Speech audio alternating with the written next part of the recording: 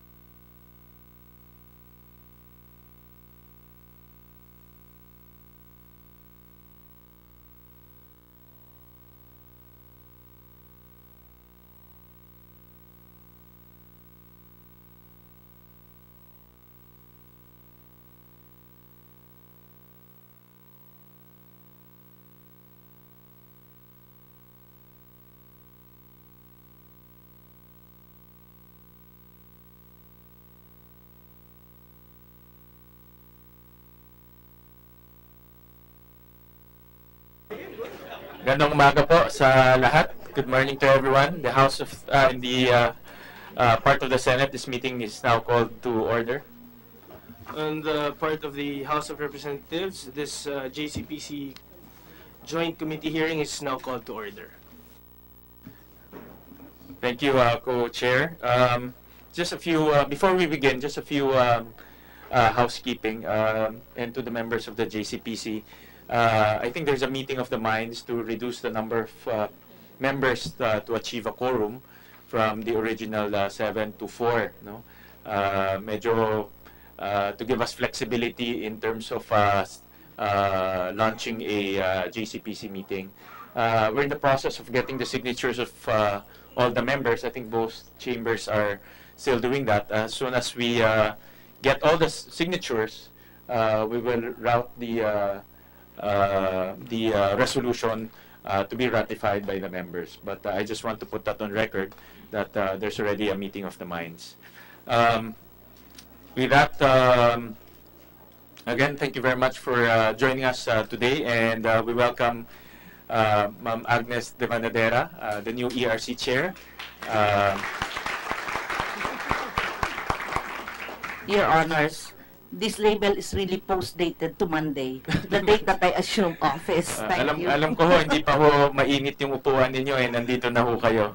And of course, we welcome our good Secretary Alcusi to the JCPC. And of course, everyone, all the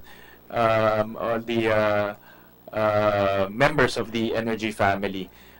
Before we continue, let me ask the Committee Secretary to acknowledge our resource persons for this morning.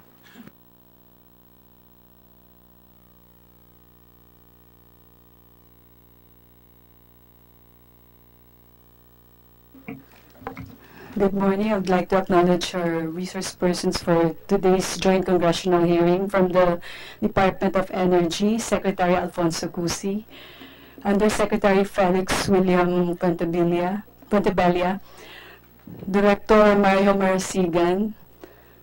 From the Energy Regulatory Commission, Ms. Agnes de Venadera, Chairperson. From the National Electrification Administration, Attorney Rosan Rosero Lee. From the National Transmission Corporation, Attorney Melvin Matibag.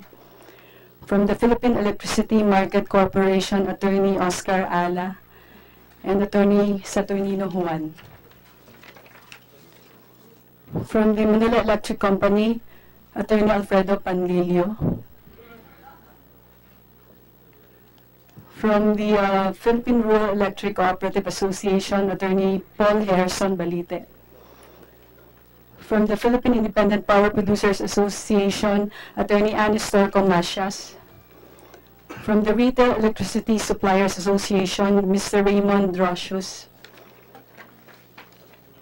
From the Philippine Solar Power Alliance, Ms. Teresita Capelan. From the Confederation of Solar Developers of the Philippines, Mr. Reynaldo Casas. From the PhilHydro Association Incorporated, Engineer Jose Silvestre Natividad. From the Wind Energy Developers Association, Ms. Rosario Venturina. From the Santa Clara Power Corporation, Mr. Armando Yanga. From the Management Association of the Philippines, Mr. Ernesto Pantanco. And from the Laban Consumer Attorney, Victorio Mario de Magiba. That's all, sir. Thank you, Comsec. And just to give a brief opening statement, timely ho na ang ating agenda ngayon ay RCOA. This is actually one of the best provisions of EPIRA because it will democratize further the selection and the power of choice to our consumers all the way down to the household level.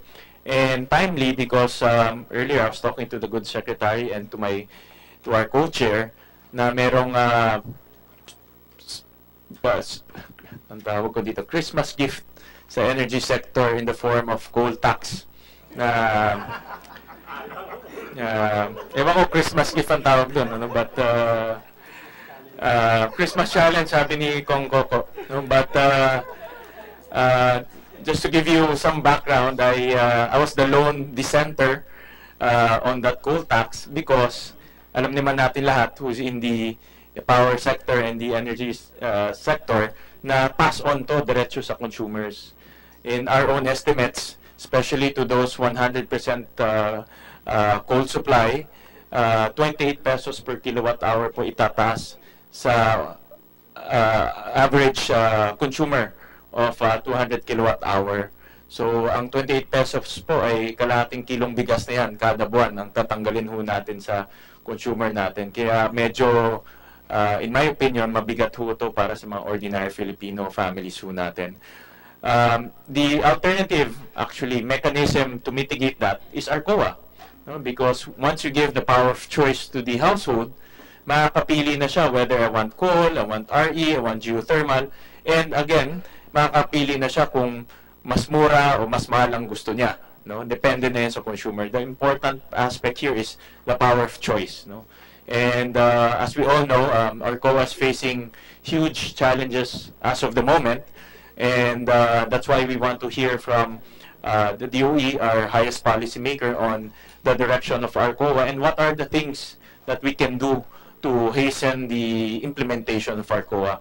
I think this is now a very important meeting, because if ever the coal tax will be signed into law, then we will really feel the brunt of that 300 pesos per metric ton of coal tax to our electricity bill. So more so that we need RCOA to be fully implemented all the way down to the household level. The other issue is FIT and the future FIT. We will also like to understand from our good secretary, and of course ERC, to give us some updates on FIT and the future of FIT. With that, maybe also hear some statements from our co-chair. Thank you, Mr. Co-Chair. But before I go into my opening statement, I'd just like to acknowledge the presence of Representative Coco Nograles, Representative Jericho Nograles, and Representative Joet Garcia. Good morning to the members of both the Senate, and also like to acknowledge the presence of Honorable J.V. Ejercito. And of the House of Reps, as well as the resource speakers and guests from the different agencies and organizations in the electric power industry. Today, we address two pressing issues hounding the electric power industry, namely the FIT, or the Feed-In Tariff, and Retail and Open Access, or the RCOA. The FIT was the first of the 7 mechanisms provided in the RE law to be implemented by the DOE, with the intention of encouraging the entry of investments in renewable energy generation projects. Though the FIT system was successful in attracting investments into RE, the DOE's first-come, first-served policy under the FIT system led to some issues, not the least of which being stranded solar power capacity to the extent of 336 megawatts. Composed of projects which did not make the March 16, 2016 cutoff for the solar FIT.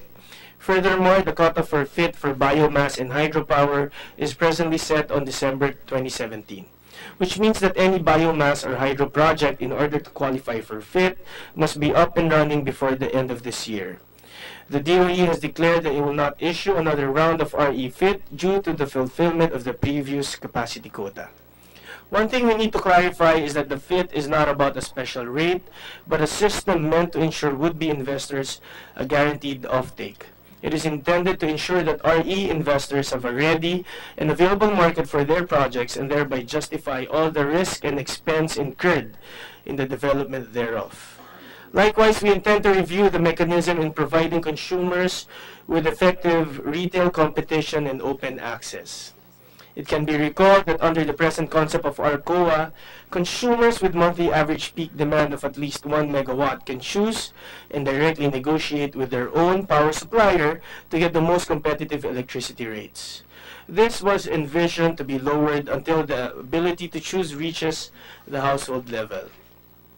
As President Duterte has said of telecoms, which can apply equally to the energy industry, the only way to improve your service is bigyan kita ng kompetensya. We need competition and open access in the energy sector, for that will truly lead to a more efficient and better service for our people.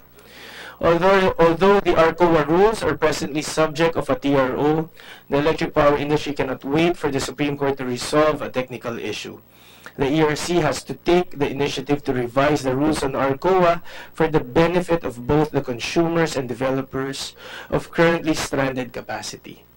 Indeed, addressing these issues is a daunting task, and there is much work to be done from all the concerned agencies. However, it is our responsibility to make sure that we continue to encourage investors to enter the RE industry and inspire faith in the law to protect their interest. As Chairman of the House Committee on Energy and Co-Chairman of the JCPC, it is our commitment to work towards cheap, reliable, sustainable, and accessible energy for our countrymen. I am optimistic that this hearing shall create a better and more productive communication channels between the Power Commission on the one hand and the various agencies under its supervision and oversight on the other hand. Once again, good morning to all of us, Mr. Chair. Thank you, Co-Chair. We have a few resource persons for this morning, and to start off, we'd like to start with the DOE. I've seen the initial presentation.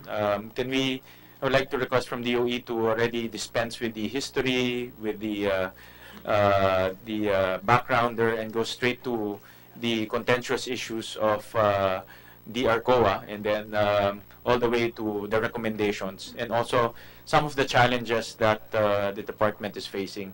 The JCPC is designed to support the implementation of the law, either through resolutions or going into the amendment of the law. So with that, we'll start off with the DOE. Right. Thank you.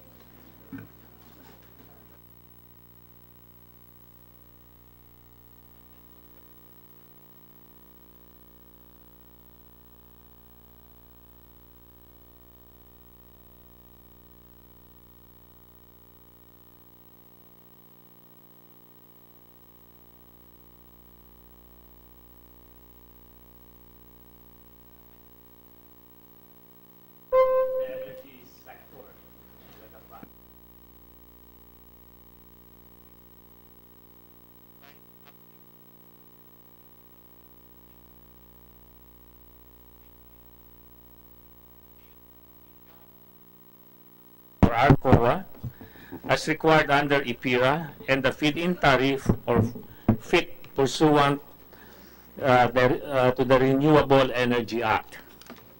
The DOE continues to formulate policies and mechanisms to balance the requirements of these laws while protecting public interest.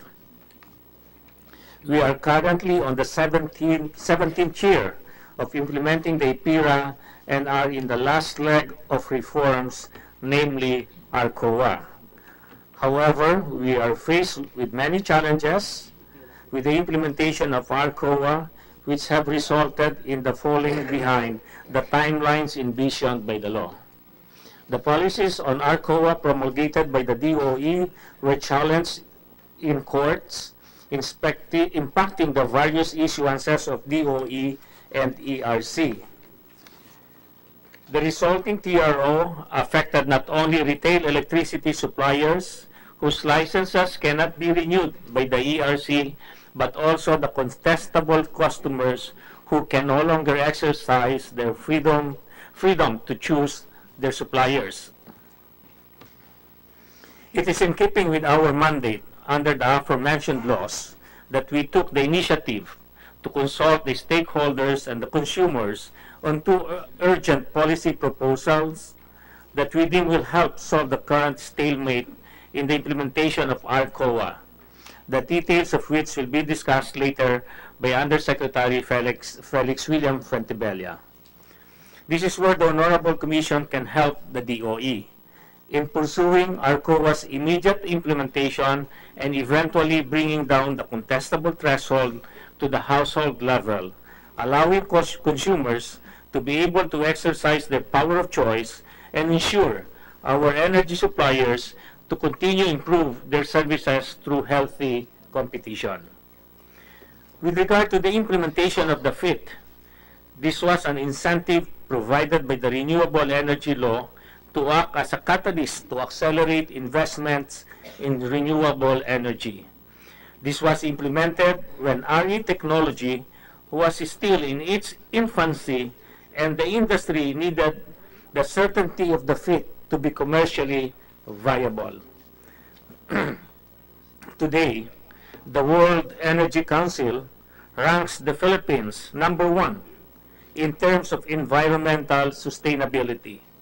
More importantly, the 20-year guarantee provided by the FIT program has given energy companies in the Philippines the security to scale and invest in the latest RE technologies.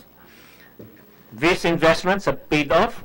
Today, RE generators can now run on tariffs as low as 3 pesos per kilowatt hour, more than 3 times lower than the FIT rate of 968 pesos per kilowatt hour for the first 50 megawatt installation target for solar in 2012. Clearly, the FIT has done its job. It is now a question of how we can foster a renewable energy industry that is a competitive and affordable alternative to conventional energy. The FIT was never meant to be permanent.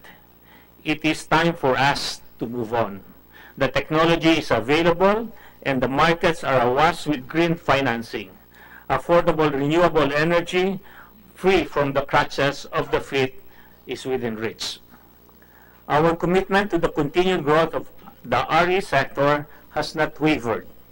The implementation of the renewable portfolio standard will see a market-based policy that mandates energy suppliers to secure a minimum portion of their energy from eligible renewable sources, effectively guaranteeing a minimum demand for renewable energy. There is also the Green Energy Option Program that will allow our consumers to choose RE technology for their energy supply. DOE will soon be issuing the relevant circulars covering these initiatives. In closing, we assure the Honorable Commission that we are committed to the effective implementation of these key legislations, and we will continue to craft policies such as the reverse auction, among others, to ensure that our customers will have the freedom to choose where to source reliable, sustainable, and affordable electricity. Now, with the permission of the Chair, may I request for Undersecretary Wimpy for the presentation on DOE's update on RCOA and the FIT system. Thank you. With the permission of the members of the JCPC, Go ahead. the co-chairs, let me first greet Representative Velasco. Belated happy birthday, sir.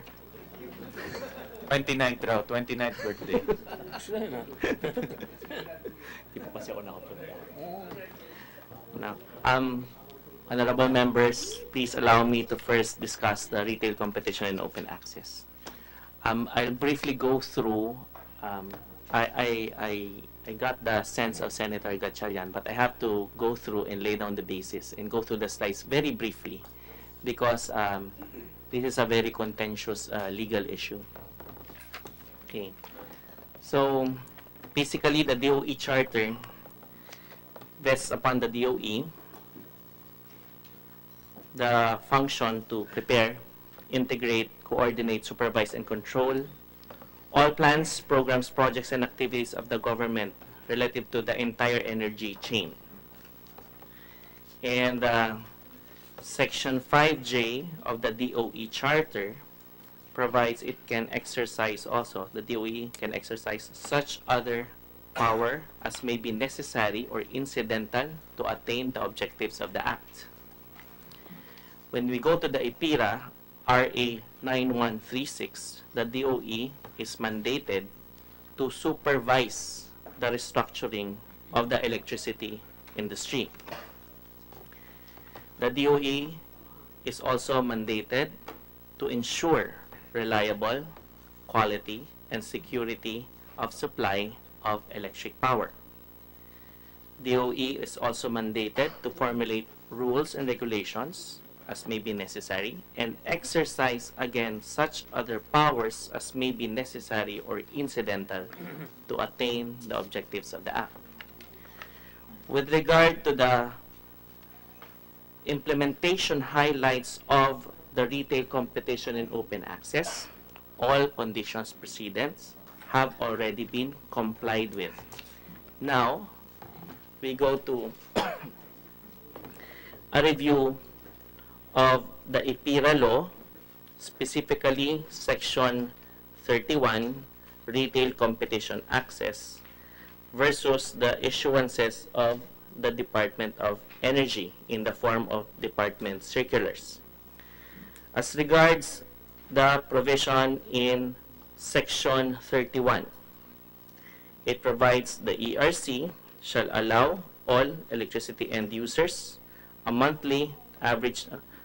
a monthly average peak demand of at least 1 megawatt for the preceding 12 months to be the contestable market.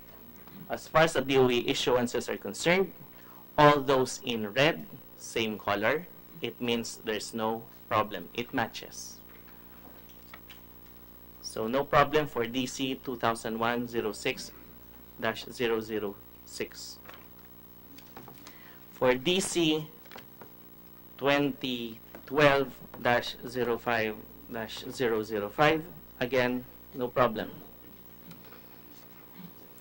For Department Circular 2012-11-0010, all in red, it matches, no problem. Power of choice is there. For DOE's Department Circular 2013-07-0013, still no problem. But when the Department Circular 2015-06-0010, we saw an inconsistency with the law. Inconsistency in Section 1, where it provides in the Department Circular, in the second sentence, all CCs are currently being served by their franchise areas or DUs are mandated to secure respective RSCs no later than 25 June 2016. The same for Section 2, letter A. Again, it provides the clause mandated to secure RSCs with a rest no later than 25 June 2016. So the word mandated or mandatory gave us a problem. That is for the demand side. For the supply side, Section 29 of the IPIRA law provides, the one in red, except for DUs and electric cooperatives with respect to their existing franchise areas, all suppliers of electricity to the contestable market shall require a license from the ERC. Versus, or to balance it with Section 36, unbundling of rates and functions.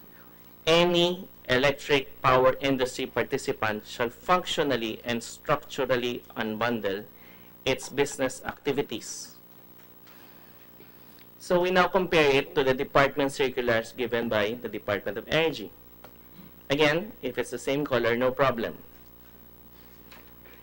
If it differs in color, I think we have a problem. Section 4 of DC 2012-05-005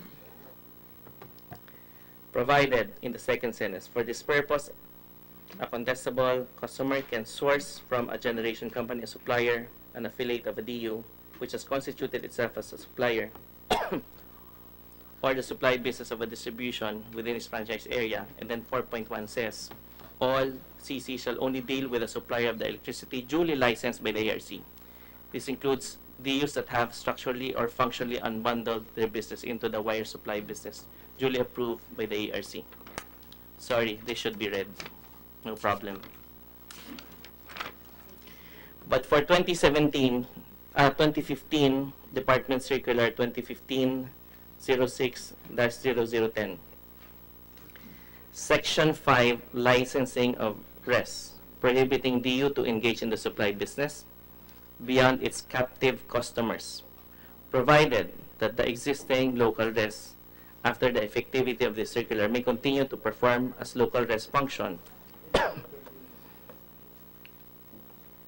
until expiration of its RSCs entered into with the contestable customers as of the effectivity of this circular. The prohibition of the DUs versus, except for DUs and electric cooperatives with respect to the franchise areas, all suppliers of electricity to the contestable customers shall require a license from the ERC. So we're just matching it with the IPIRA law provision. So, the relevant policies now being questioned before the Supreme Court are the following. DOE Circular 2015-06-010 and DOE Circular 2016-04-004. What are the initiatives undertaken? We undertook a series of consultation once again to explore that option of issuing curative department circulars. We divided it to the demand side to address the voluntariness and in the contestability, and address also the aggregation. So demand side, hiniwalay po namin ng isang department circular. Para pag nagpa-public consultation kami, ang kausap natin dito yung mga customer. Tapos isa pa pong circular doon sa supply side para makausap yung mga DUs at yung mga potential suppliers. We divided it into 2 circulars so that if ever again it will be challenged before the courts, we will already identify what are the issues. At least nakatutok na po tayo doon sa issue. Supply side ba ang problema o nasa demand? We have also advised the Supreme Court through the OSG of these initiatives being undertaken by the DOE given its sensitivity. So what is the policy on the demand side? We concentrated on the voluntariness issue and the voluntary aggregation. So we will now show the draft circular being considered by the Honorable Secretary of the Department of Energy. It's already ready for his signature because we have concluded already our public consultations. Section 1 provides for voluntary participation of contestable customers with 750 kilowatts and above. Section 2 for 500 kilowatts and above, including the aggregate, the voluntary aggregation. Section 3 provides regulatory support from the ERC to promulgate supporting guidelines, including licensing of the rest and retail aggregation. What are the responsibilities of the DUs under Section 4? Submit to the DOE, the Central Registration Body, and the ARC the list of users with an average demand of 500 kilowatts and above, ensure dissemination of the policies, continue to allow non-discriminatory access to the wires, provide, as may be requested by the electricity end user, its electricity demand for the preceding 12 months, ensure compliance to the WESM rules, retail rules, relevant market manual, applicable ERC resolutions, and other issuances. Responsibilities of the PEMC to recommend appropriate changes in the systems, processing the guidelines, including but not limited to the WESM rules, retail rules, market manuals, and to conduct information, education, and communication campaign. The pertinent provision here is Section 6. The DOE and the ERC shall annually review and issue policies, rules, and regulations to achieve full implementation of RCOA until it reaches the household demand level. So we have defined boundaries for us to implement the RCOA and bring it to the household level. This, we believe, will cure the demand side provisions of the law and the department circulars that seem to be in conflict with each other, as earlier presented. For the supply side, this addresses the retail electricity supplier in the Philippines electric power industry. Section 1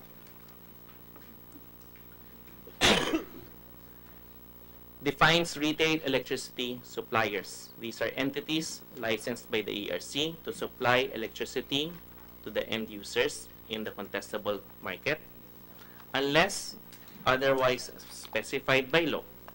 The unless otherwise specified by law addresses that provision except for the use, as earlier stated in the presentation, under the EPIRA law.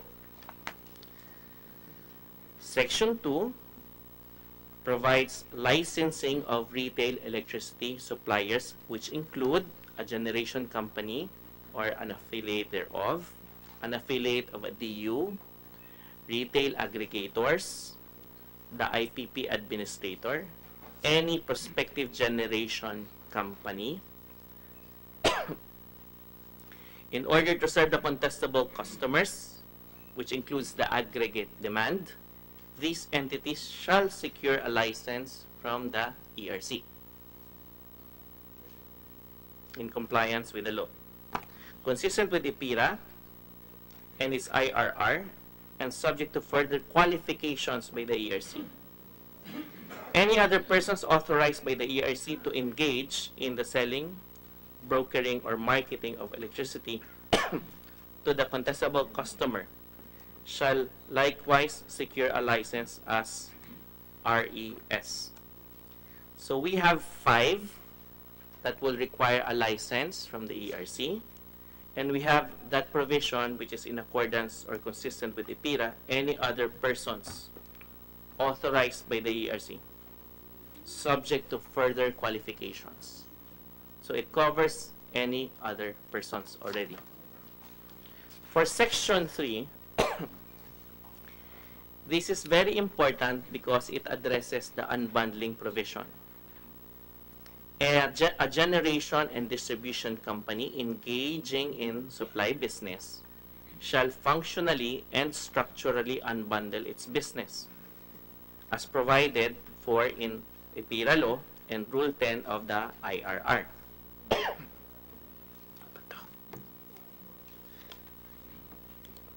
The unbundling provision is one of the mechanisms to ensure fairness and transparency in the market. Section 4 addresses the DUs. DUs may provide electricity services to the contestable customers within its franchise areas as a local res upon confirmation, needs confirmation, from the ERC that they have an approved unbundling plan and they are compliant with the unbundling provisions of the EPIRA law and Rule 10 of its implementing rules and regulations. For regulatory support, the ERC to issue guidelines, including licensing of RES and retail aggregation, and other guidelines that specify sanctions and penalties. That is the latest as far as the retail competition and open access is concerned. Again, it's already for a signature of the Secretary, and it also entails a lot of coordination with the regulator ERC and the entire energy agencies involved in RCOA.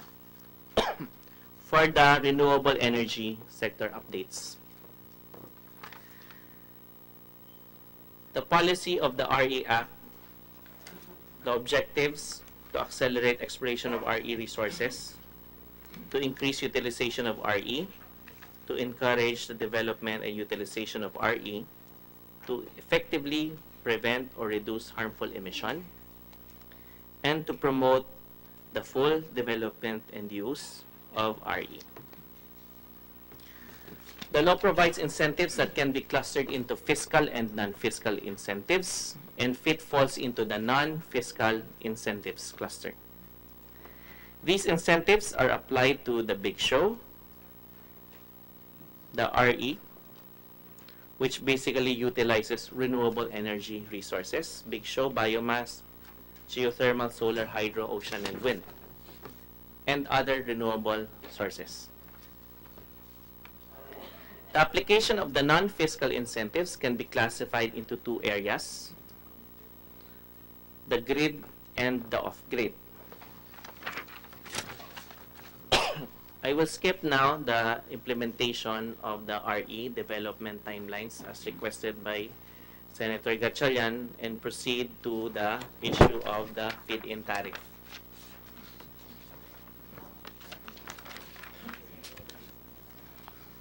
Focusing on the FIT, the total installed RE capacity as of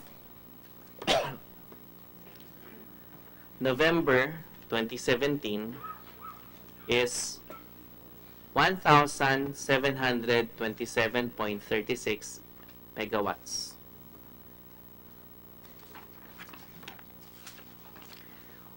1,093 megawatts came from the FIT eligible plants. Indeed, this data supports what the Secretary said, that the FIT has done its job. By way of looking into the FIT system, it is pertinent to revisit the following terms. Feed-in tariff means a renewable energy policy that offers guaranteed payments on a fixed rate per kilowatt-hour for emerging renewable energy sources, excluding any generation for own use, or to rate itself as established pursuant to FIT rules. A, priority connection to the grid. B, priority purchase and transmission of and payment for by the grid system operators. C, fixed tariff for 20 years. And D, to be applied for generation utilized in complying with the RPS, Renewable Portfolio Standards. The other term is the feed-in tariff allowance, or the FIT-all. Electricity consumers, it means electricity consumers who are supplied with the electricity through the distribution or transmission network shall share the cost in the costs of the FITs, in part through a uniform charge to be referred to as the FIT allowance and applied to all billed in kilowatt hour. The objective of the feed-in tariff is one, to accelerate the development of the emerging renewable energy resource and to trigger the fast and immediate deployment of renewables that requires the power infrastructure to transcend to modern or smart technologies. The FIT was given to the following emerging energy resources. We have wind, solar, ocean, runoff hydro, and biomass.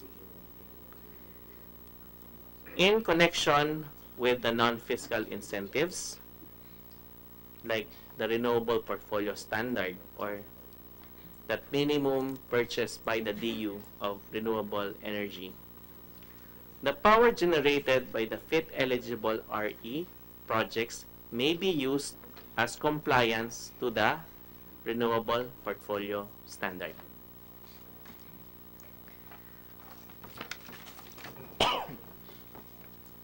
This data shows the FIT contribution to the RE share in terms of RE capacity mix at 15.17% and RE generation mix at 12.03%. The last slide, the next slide, these are the timelines covering the FIT rules and the FIT-all system. So ito lang po yung kwento niya. I will skip that. And this table shows the FIT monitoring board that is posted in the Department of Energy website.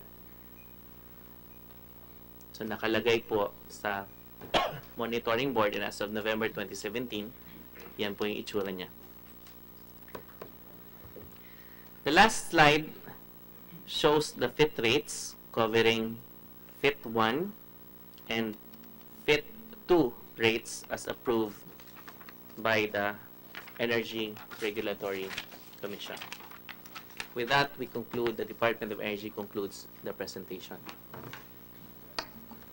Thank you very much, Yusek. And before we get overwhelmed with a lot of information, I suggest we tackle first RCOA and any questions from the members regarding RCOA?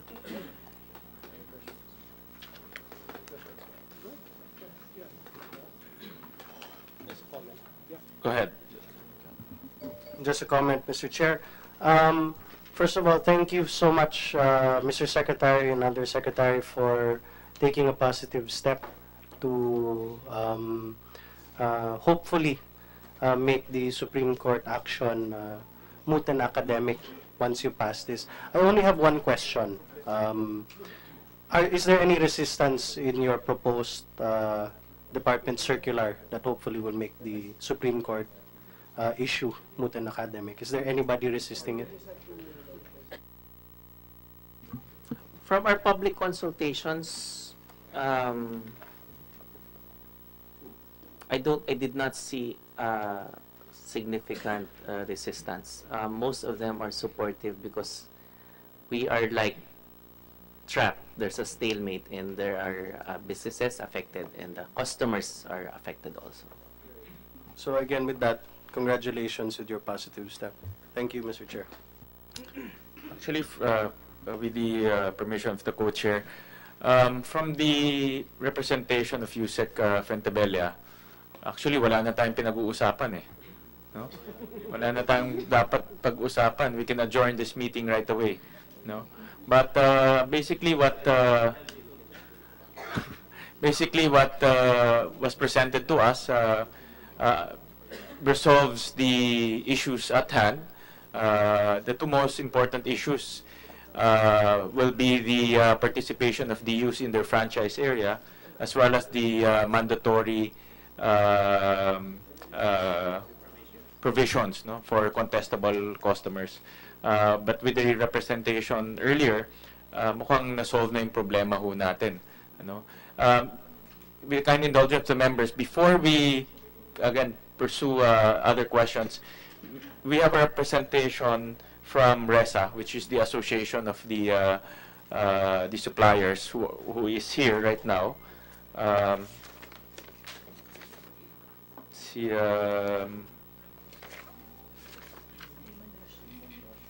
Raymond, Mr. Raymond Rochus. Any comment, no, from you, because you guys are the association of all the suppliers, and I am quite sure that you participated in that consultation and briefing. So maybe hear from your side, what are your comments and opinion regarding the presentation of DOE? Good morning, Mr. Chairs. We confirm our participation in the forums conducted by the Department of Energy. So we're just waiting for them to sign it and the ERC to issue the corresponding guidelines so that we can really move forward. We felt that, well, it was a two-way dialogue, and they considered the inputs we provided during the forum. So the presentation made by Yusek Fuentebella is consistent with the discussions they conducted. So happy kayo? Yes, sir. Gusto namin happy kayo eh. Diba?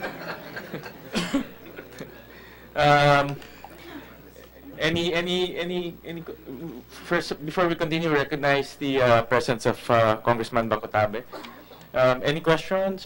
Yes, this is in relation to the question of Congressman Nograles, Mr. Chairman, because I'm just wondering why is it that with your guidelines, the Supreme Court, any decision of the Supreme Court will be moot and academic? Because it requires interpretation of a law. So, you know, your guidelines cannot interpret, but it should be the Supreme Court which should interpret. Is it the issue whether or not distribution utility can also include contestable areas? Ito ba yung dito na pag-uusapan? Basically, upon the signature of Secretary Cusi, we will make a representation before the Supreme Court, and it's for the Supreme Court to determine whether or not the issue will be moot and academic.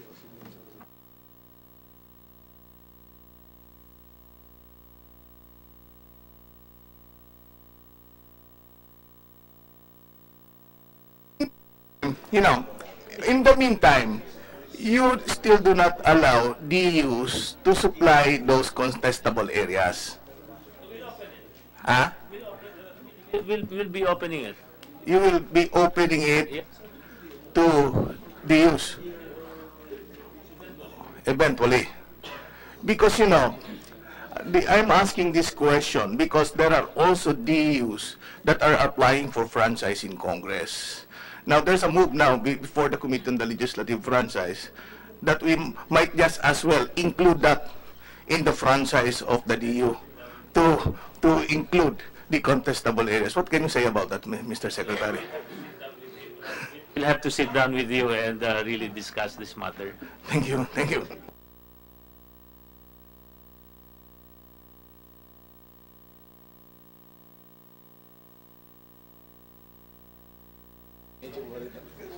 Any more questions? Ako may a few questions, no? And I'd like to play devil's advocate to this issue. Number one is looking at the list of participants in the association. Karamihan doon mga old names, no? People from Meralco, people from Aboitiz, you know, the old corporations, no? And I think one of the clamor really is to develop new names, develop new participants in this industry. And if I'm not mistaken, one of the wisdoms for implementing this too controversial direction is to really develop and foster more companies to come into the supply business. Ngayon, kung i-reverse natin yan, obviously, Meralco, Aboitiz, and all the well-entrenched companies will have an upper hand. As well as in the demand side, no? Kasi nakita ko, companies like Ayala, they have a res. No? In fact, they have multiple reses. No? So I'm sure their direction here is to supply their own malls. No?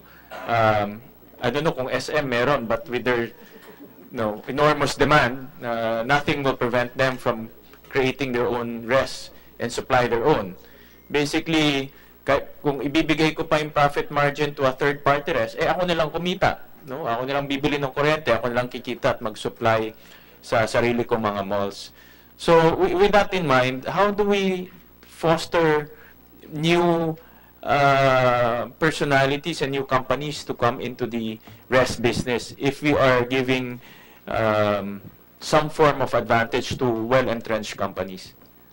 The IPIRA law provides for the unbundling of their businesses, generation, distribution, and supply. It also requires the watchful eye of the Department of Energy and the Energy Regulatory Commission. Section 3 of the proposed department circular focuses on the unbundling requirement. And we also focused on or identified the specific rule in the IRR of the IPIRA law. When we see that there's a need to be further provide more requirements or to become stricter in the unbundling, we will inform the JCPC of our move, if ever, to amend the implementing rules and regulations in Rule 10 of the IPIRA law so that we can provide a fairer and more transparent market and ensure that all players that will come in will be treated fairly. Again, you said, just being a devil's advocate, one of the requirements to be licensed as a res or a local res for this matter is the DU should be unbundled. Tama? Meralco is already unbundled. Therefore, they already have affiliate res or affiliate reses for this matter. Again, how do you prevent Meralco from dominating the Metro Manila contestable market? unbundled na sila. Kaya nga marami silang mga license rests. Now, the strategy here, and I'm sure Meralco's here, no? Putting your businessman hat on, that strategy of Meralco will dominate the captive market. Hindi nila pababayaan umalis yung captive market, yung contestable market nila eh. No? That's why meron silang rest. So how do you now prevent, no, you're transferring from one monopoly to another monopoly. So how do you now prevent that? Mr. Chairman, well, one, if Meralco would, let's say, exert an effort to keep their customers, there is already an inherent advantage there because they have to compete. They have to compete because there will be offerers, and to keep the customers, they have to at least match what they are offering. So it will be really. There will be no rule that would say keep your customers, but that will always be challenged. So it will be dependent really on the players. We just have to level the playing field for all. Tangent to that, assuming Meralco, no, and I am very sure Meralco will at all costs protect their contestable customers.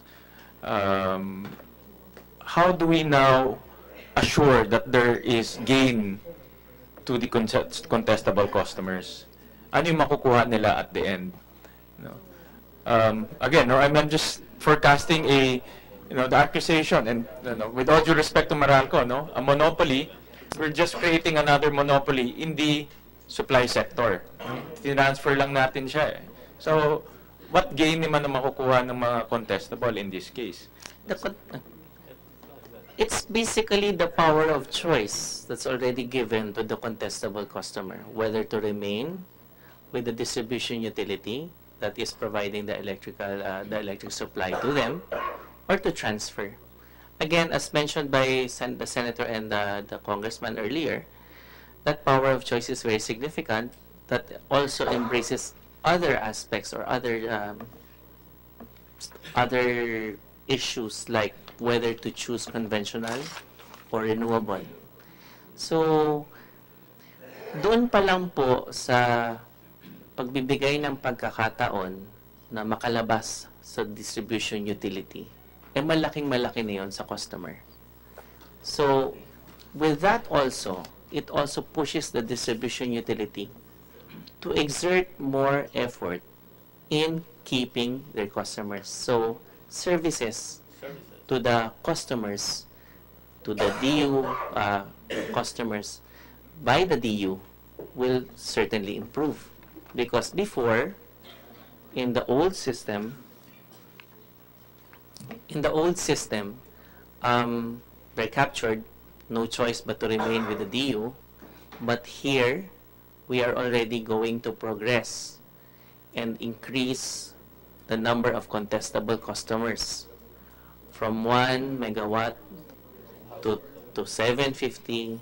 1 megawatt is like a 12-story building, all turned on, yung appliances. Pag 750, 9-story building. Pagbaba natin sa 500 with option to aggregate, yung mga hindi umabot sa 500, so 6-story building. Pag umabot tayo sa 100 sa green energy option, 1 to 2 stories. So doon pa lang, it pushes everybody to compete, and more competition as a rule leads to lower tariff and better services. Expect can the contestable customer, with this power of choice, can the contestable of customers expect lower prices? It's also how the contestable customers will choose their supplier. We caution the customers to be very careful, to know their suppliers, to be informed before they make a decision. Just like in getting married, before they choose a husband, they better make sure that the husband is reliable, can deliver, provides good service, affordable rates.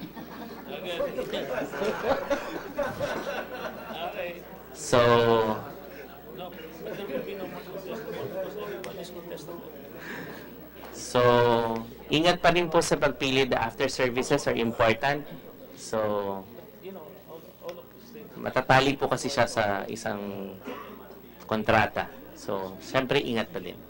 In theory, bababa yung presyo. In theory, no, in a simple sense, in theory, bababa yung presyo. That's the objective, Mr. Chairman. The objective is to bring down, give the power of choice, make it affordable, and not the competition will not just be on the rate, but on the services.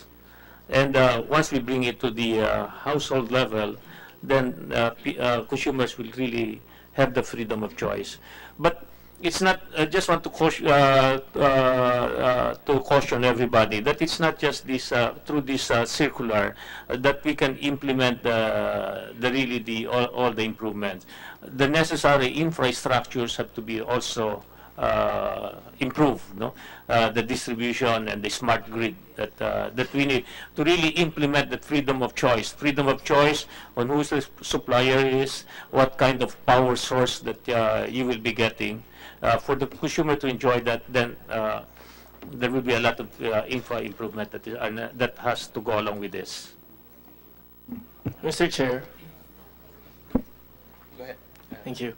Mr. Chair, a few words lang. Just like to commend DOE. Kasi the main reason why we're all here right now is, one, the issue with the RCOA, the circulars that were issued by the DOE, which is now pending with the Supreme Court, and with the draft circulars that were presented a while ago. I think that basically cures whatever defect that the former circulars had. So I just like to commend the DOE because the way I see it, Mr. Chair, yung pag-push natin sa RCOA, it only goes to show na everyone's trying to move forward in providing all the consumers yung reliable and cheap power. Question lang, before the TRO was issued by the Supreme Court, RCOA wasn't really implemented, no? No, it was. Partly, nabitin. So with that beaten time na implement natin yung RCOA, we really couldn't see whether or not yung effect niya, like what my co-chair was asking, na makita talaga natin na bumaba yung electricity rates, no? So, napakaganda. Hopefully, I'm sure the good secretary will sign the draft already. And I'm sure the DOE will file a manifestation with the Supreme Court attaching said circulars para naman the Supreme Court may decide on saying that the issue is already moot and academic or something para naman ma-cancel na yung TRO and we can go on with the RCOA. Kasi the way I see it, we're trying to go down in the minimum number of consumption from 1 megawatt to 750 kilowatts to 500 kilowatts. I'm just looking at the future.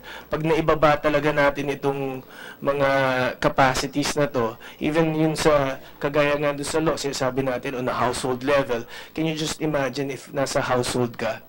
For next month, I don't know if you guys are gonna do it on a monthly basis. For today, next month, pipili na lang ako, okay, this provider, I want to choose this one because next month, this is the rates that he is going to offer me. So the household is given the power to choose yung cheapest, so I guess to him, reliable. So that's how I see RCOA. Kaya I'd just like to take this opportunity, Chair, to commend the DOE for taking a very positive step forward in drafting the said circulars. Thank you, Mr. Chair. Thank you, Co-Chair. Mr. Chair. Any question? Go ahead, Congressman. Yeah. My question is regarding, my question is this.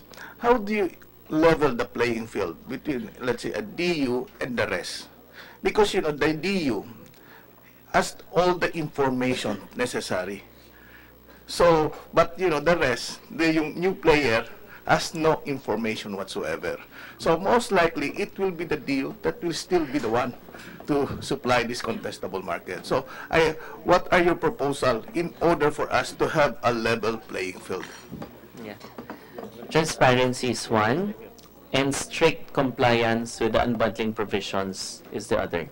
So yung pagsisilipan po ng information, we are of the belief that it is anti-competitive behavior because the law provides for unbundling. So they cannot use the information from the other affiliate. So the unbundling, as provided for in Rule 10, provides for the accounting unbundling, and we will propose, if needed, if we see in the market that indeed what our fears are as far as the level playing field is concerned is being violated by certain quarters, then we can move on to have stricter unbundling provisions. Yes, is that included? Do you have a provision in your guidelines of transparency?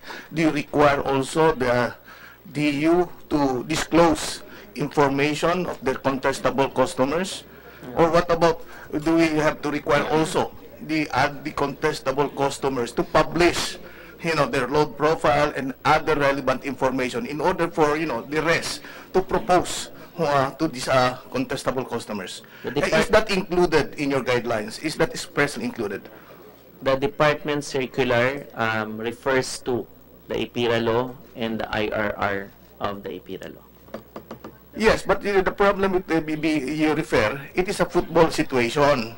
So ang mangyayari nyon, they will ask again the ERC. And when you go to the ERC, it will take time again. So what we are trying to avoid here is a football situation where everybody is pointing to everybody else. So I do hope you can clarify that, because the policy here is to have competition. So one factor in competition is transparency, as you said. But transparency must be etched in stone.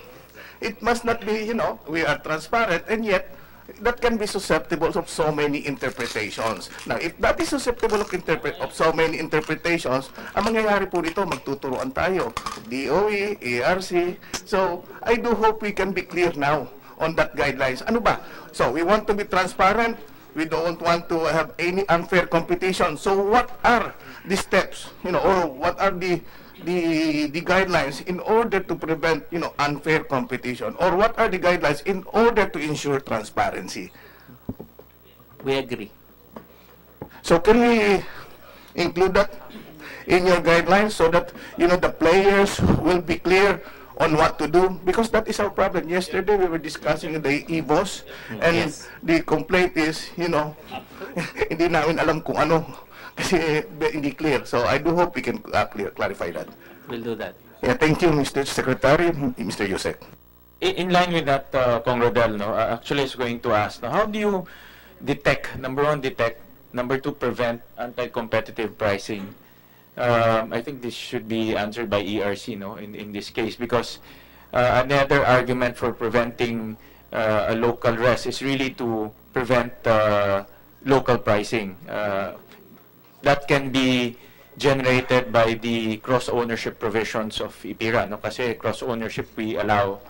There'll be a scenario wherein, again, a DU will try to protect its contestable market by diving down the price.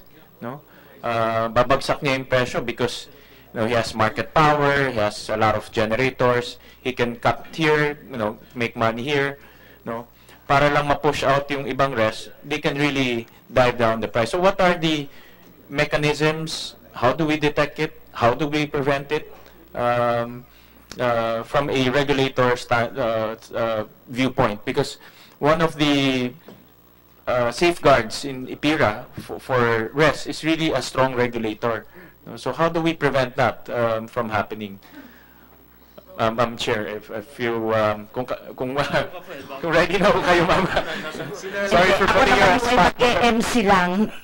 Mag-e-MC lang ako ng sasagot. May I just... Market surveillance.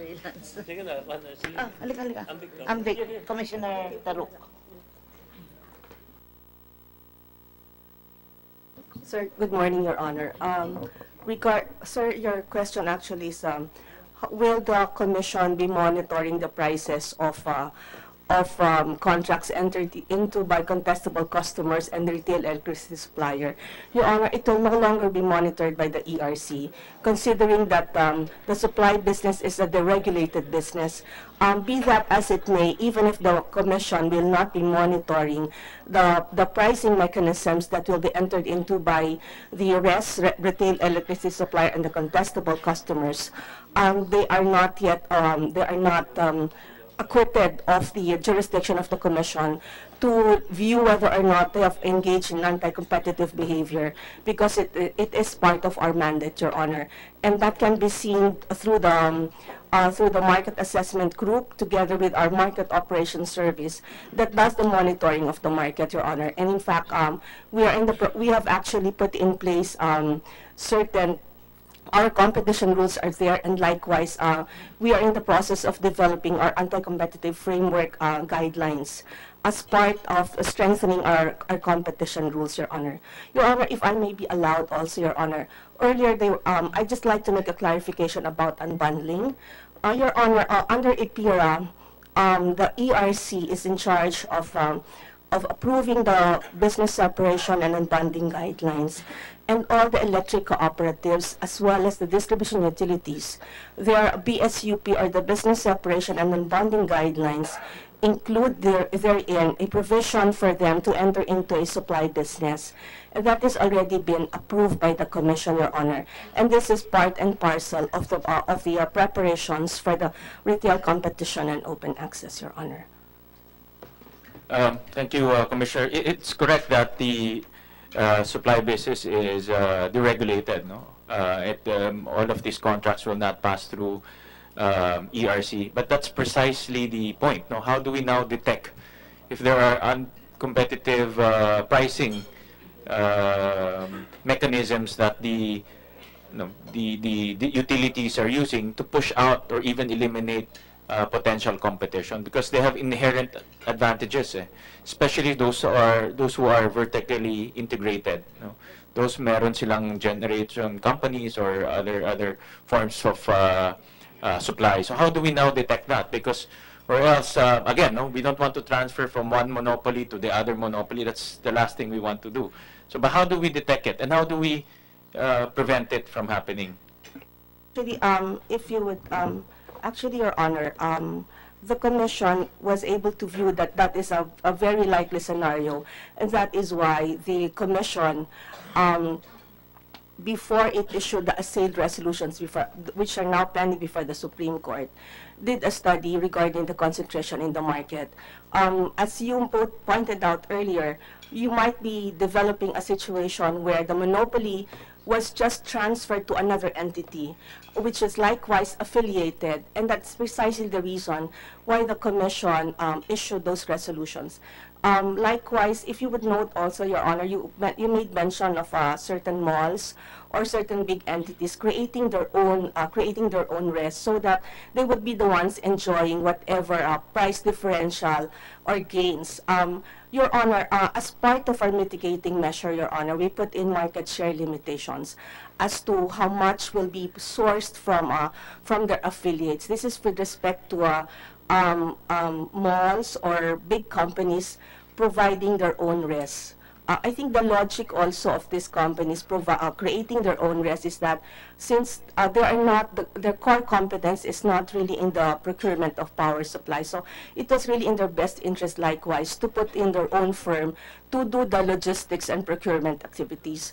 But since it might also create that you would be limiting the competition. You would not be able to incentivize new kids on the block to participate in the competition business. The Commission put in the market share limitations. But be that as it may, Your Honor, based on those assailed resolutions pending before the Supreme Court, we put in place a statement to the effect that considering that the ERC under the IPIRA was mandated to shepherd and to monitor the implementation of RCOA, it will have to make a market assessment within a period of no less than 18 months. So in the event that there is a need to tweak the resolutions which were put in place, based on a market assessment, we would have accordingly tweaked the resolutions which we issued thus far. Thank you, Commissioner. I know it's a very lengthy discussion, no? Especially preventing anti-competitive practices and also preventing the development of monopolies in another sector. It's a lengthy discussion, but I do understand that that the Commission, the regulator, is well aware, and that this type of effects might happen in the future. And maybe on a separate discussion with the co-chair, we will invite you to discuss with us the detailed mechanisms on how to detect and prevent. No? And it's possible it can happen. I mean, looking at the list of RES, no? The direction really is to preserve their market share. At the same time, mentioning anti-competitive issues, there's also a pending issue, no, between yourself and PCC, no? And I think we're not going to discuss that today, ma'am, but this is in relation, again, to a future development of monopolies and anti-competitive practices. We don't want a scenario wherein two regulators nagbabanggaan, no? May nangyayaring problema, nagbabanggaan kayo, eh, syempre, swerte naman itong mga monopolies, no? Quickly, Commissioner. I'd just like to respond to that statement of yours, Your Honor. As you are very much aware, prior to the passage of the competition law, there were anti-competitive cases filed against 13 respondents now pending before the Commission. And when the Philippine competition law was passed, the question now was whether or not we had jurisdiction over these cases. Your Honor, the Commission actually did an in-depth study on whether or not we have already been divested of our jurisdiction. However, a reading of the law says that what was only taken out from the Commission was the exclusivity in terms of acquiring jurisdiction over competition-related cases in the energy sector. Consistent also with the principle in remedial law, Your Honor, where two bodies may have concurrent jurisdiction. For as long as the first body has already acquired jurisdiction over a certain case, it will be to the exclusion of the other party. So, if that particular competition-related was filed with us, it will now be to the exclusion of the competition authority. Your Honor, we were actually in the process of discussions with the Philippine Competition Authority on how to address the jurisdiction issue. And in fact, we had several discussions with them on jurisdiction and likewise on how to facilitate our work in terms of competition in the market. Your Honor, it's not just the Section 43U that must be seriously studied. If you also read into the provisions of IPIRA, and also the heart and soul of IPIRA is actually competition. I think I'm not so sure now, but there, in the roster of responsibilities imposed upon the ERC, you would note that it would speak of several angles where the competition mandate of the ERC is very much espoused, Your Honor. Like an example would be the ERC must ensure that there is rational pricing in the market. That is exactly what we did in December 2013 when the Commission they saw that as an act of intervention on the part of the Commission when we did impose regulated rates as a result of the spike in December 2013. I'd like to discuss it at length, Your Honor, but this is already sub judice because it's pending for the Supreme Court, Your Honor. Again, from the consumer standpoint, we have Attorney Dimagiba who's here, Attorney Erica Roman who's here representing consumers. From a consumer standpoint, it has to be very clear. The regulator should send clear signals to the consumers kung sila ay agrabyado, saan sila pupunta. No, it's a basic tenet No? And right now, even us, no, the overlapping jurisdiction over competition is quite vague. No? Again, this is a separate note, Chairperson, that I think pag medyo mainit na po yung upuan nyo, you can talk with the Philippine Competition Commission. I think this is one very important issue that we need to resolve in light of retail competition. No? It can happen. No? This type of monopolies can happen later on. No? With that in mind, I just want to further ask DOE, I don't know kung si Director Marasigan, since I share the sentiment of Congressman Nograles and our co-chair that the DOE has made a lot of strides in terms of implementing RCOA and fast-tracking the implementation of RCOA. Ang next tanong ko is timetable. And then ang next tanong ko po is ERC also in the same plane. Because the policymaker is saying this, but the regulator might be saying the other way, or might be refusing to acknowledge your legal opinion. So, number one is timetable, and number two, in regards to the regulator, are we on the same boat? So that, again, no, we send the right signals to the supply industry.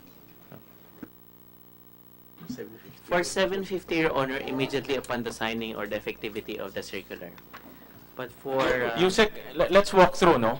Assuming na-sign yan bukas, what is the next move?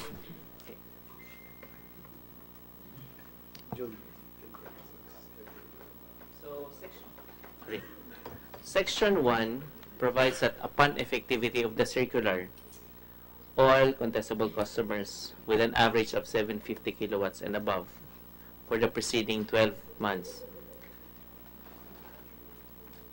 may participate in the retail market. So, contestable sila doon.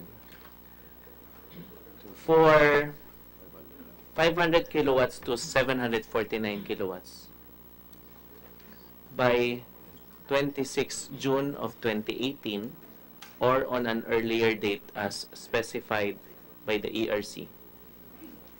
All electricity end users to become contestable customers with a monthly average peak demand of 500 kilowatts to 749 kilowatts for the preceding 12 months may voluntarily participate in the retail market. What about the pending TROs that prevent government, DOE and ERC from moving forward? How do we address that? We have to make the proper representations before the Supreme Court, and we will submit all our latest issuances. So you cannot implement until the Supreme Court withdraws the TRO? Yes, Your Honor. As the Good Secretary signs the circular, i-aakyat na ito sa Supreme Court. And we will all pray that wala muna impeachment para ma-address na kaagad to. No? I think this is a more important issue to resolve by the Supreme Court because matagal lang kapending to. No? So the bottleneck will be at the Supreme Court. We Is that will correct? seek all the assistance of everybody. All right. Okay. And my last question to the ERC, I think the policymaker has been very clear in their position, and I share the sentiment of our good colleagues. It's commendable. It's really a way forward. But what about the regulator? Because there's two sides of this equation. Is the regulator? Does the regulator share the same sentiment with the policymakers?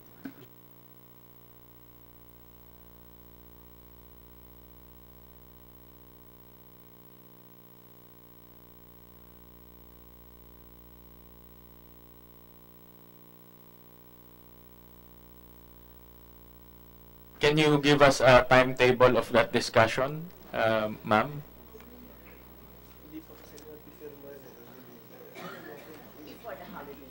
Before the holidays po. All right.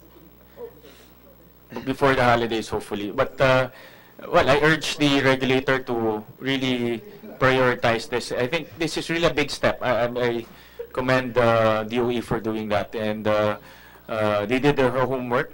But again, no, we need the regulator to concur with this opinion to move forward. Kasi kung I don't want a scenario wherein they elevate nila sa Supreme Court and then the ERC says, no, we don't believe in that. Yung problema, mas malaking problema natin. No?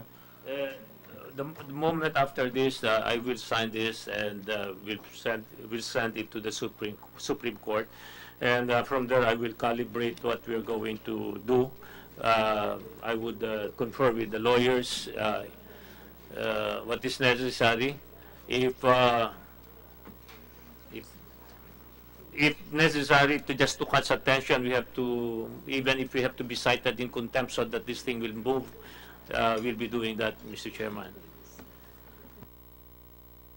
Thank you, but I reiterate our utmost request for the regulator to immediately meet with the DOE to resolve this issue. I think malapit na tayo kalahati na tayo. So once we thresh out the details, we can have a good 2018 in terms of retail competition, ma'am.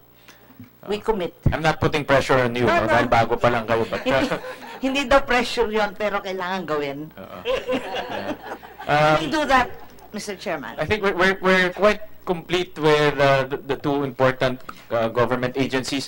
Any comments from the body? Mr. Chair, just a question lang. Sige po. Regarding po dito sa mga contestable market, no, may kontrata ho yan sa mga res. Okay, do we have any regulation with respect to the duration of the contract? So we just allow them free market, let them decide how long is the contract, or is it the ordinary 20-year, 25 years contract?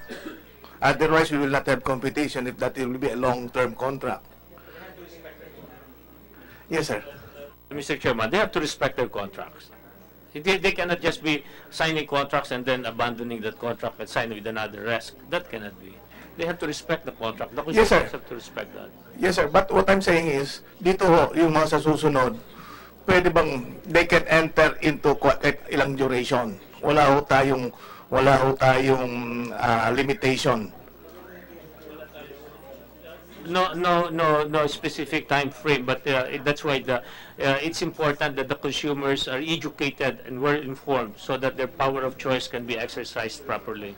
So in other words, we will allow them to decide freely, subject to our competition laws.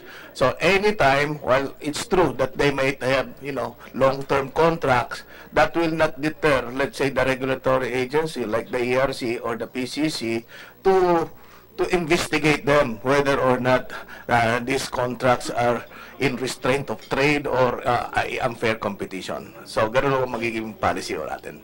Okay, thank you. Mr. Chair, I think I was looking at what Honorable Batocabe was trying to point at. I think the DOE should also study what Honorable Batocabe was saying, putting in a timeline wherein I know we have to respect contracts, but if we really want to foster competition in the industry, I think putting a certain period within which the contract should last would foster more competition. Let's say if we limit it to a year, contract between an RES and a contestable market, then yearly that contestable market would be trying to look for a different RES to be able to. So I just want to give that comment, and if ever DOE or the ERC can study that. Thank you, Mr. Chair. Thank you, Mr. Chairman. I took note of that suggestion, and we will continue to study. Thank you. Right, Mr. Panlilio. Good afternoon, Senator Gatchalian and Congressman Velasco and all honorable senators and congressmen. I mean, just to clarify certain discussion, if I may, that was discussed today. First of all, I think we would like to ensure that the reason why Meralco is saying that I guess voluntary is the way to go, and that's I think the new direction now from the DOE, because we do believe in customer choice, freedom of choice, and I think that we have been espousing that ever since. And from the start of the RCOA in June 26, 2003, Meralco is in the forefront of educating the market and how they can really participate in RCOA. And we had a lot of forums and a lot of, in fact, encouraged by the ERC for us to do that. I think today, if I may say, and I guess Raymond can attest to this, we are serving all the reses in the market. Because these are big reses, no? These are Aboitises, San Miguel, and if there's anything that we don't do well, then it's they are big, these are big boys, and they will complain. And right now we don't hear any complaints from the reses, no. There is competition that's happening today already in the contestable market. The prices are going down. Competitive, it's very competitive today. I think at the end of the day, I think we firmly believe that customer choice is important. Even the tenure of the contracts, initially, when the contracts were entered into in 2013, we saw 3-year contracts in place. But once those contracts expired, it became annual. Because I think from a customer point of view, it was better for them to renew it annually because the new prices would change very, very quickly. So it's market forces driving all this competition, and I think that's what is important. Let market happen, no? And make it work. I think if we put regulation in the competitive market, it might just achieve the opposite, no? If I may also add, there is a certificate of contestability rules by the ERC, and I think Congressman Batucabe mentioned about whether the DU was sharing the information of the customers. At the end of the day, that data is owned by the customer. And we do share the load profiles as requested by the customer to the reses that they want to move into or switch into. And that is data that is actually provided for them for free. And I guess for them to make the right choice in terms of the reses. And we do follow an ERC approved distribution wheeling services agreement with the reses. No? So I guess the message is that the market is working, and I think the voluntary nature of it would only benefit the customer, because what we hear from customers is, if the customers are high load profile, marami nag-o-offer na generators eh. If you're 80%, 90%, you're a very good customer, and a lot of the generators will offer good prices. But if you become a picky customer with 20, 30% load profile, that's where the problem is. So when initially it was mandated to them to switch to a res, their first question was, paano kami pupunta sa contestability? Wala man lang nag-o-offer sa amin. So I think, again, if you make it voluntary, and if the prices go down to the level that, at the end of the day, it's all economics to our customers. So if they feel that there is a offer that's good for them in the market, they will opt to become contestable. They will switch right away. Of course, as I think Yusek Wimpy said, ensuring them that they understand what contracts they're getting into, the durations, the pricing, and everything. And I think they will be okay. Actually, a last point.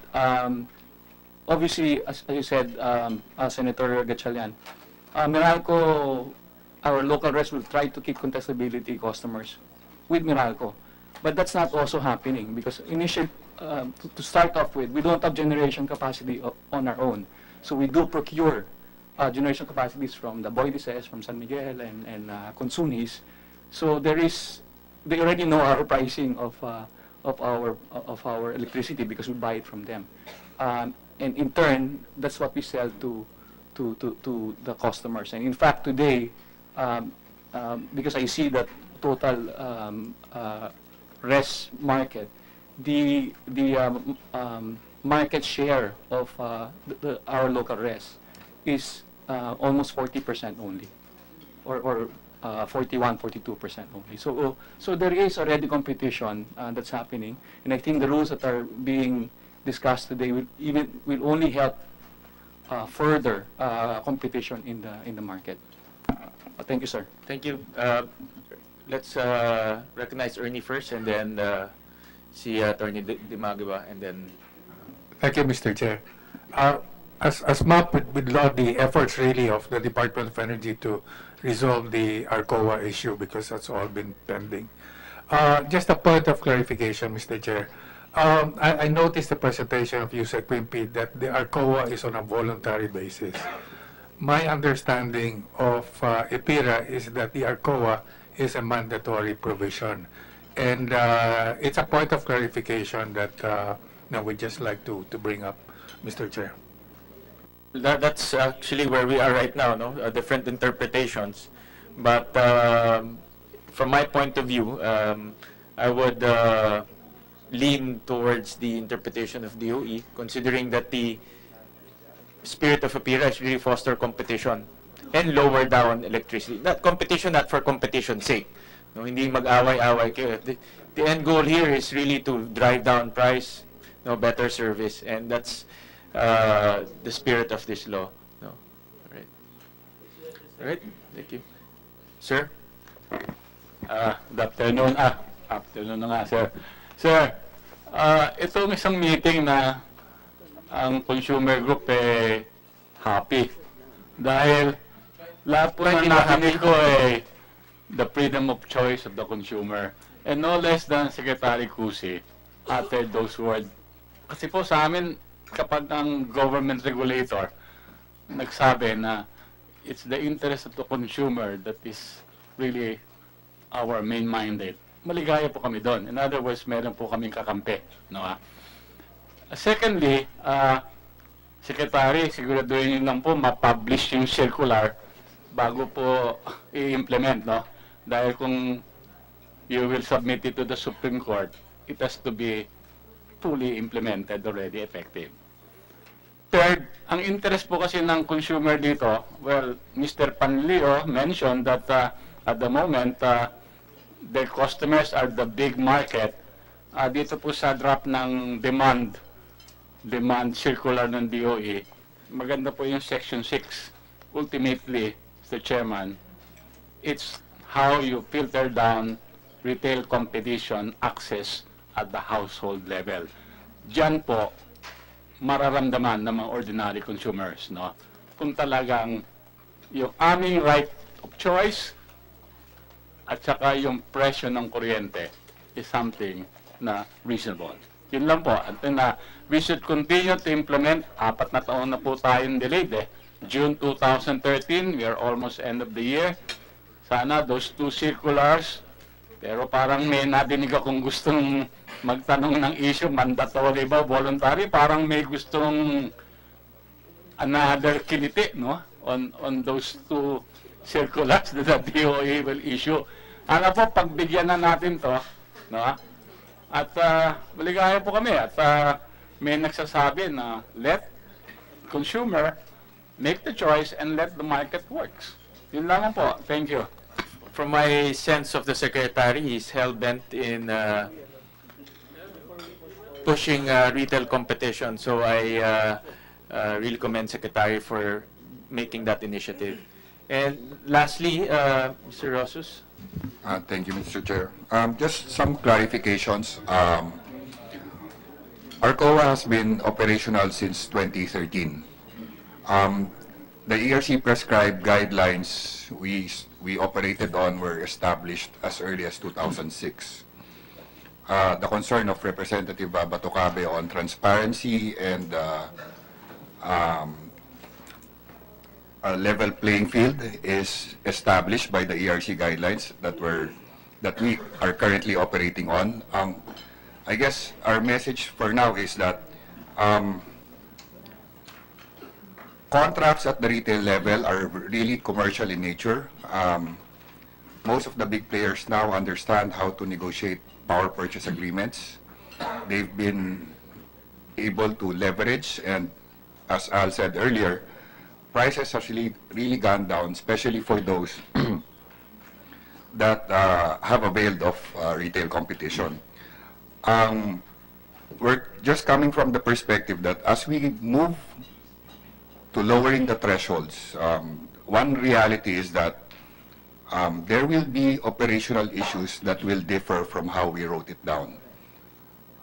We're lucky that the Transition Committee of PEMC has been giving us the audience to address how to implement this at the market level, but we also need help at the tax level, because at the present structure of how power bills are being assessed by the BIR,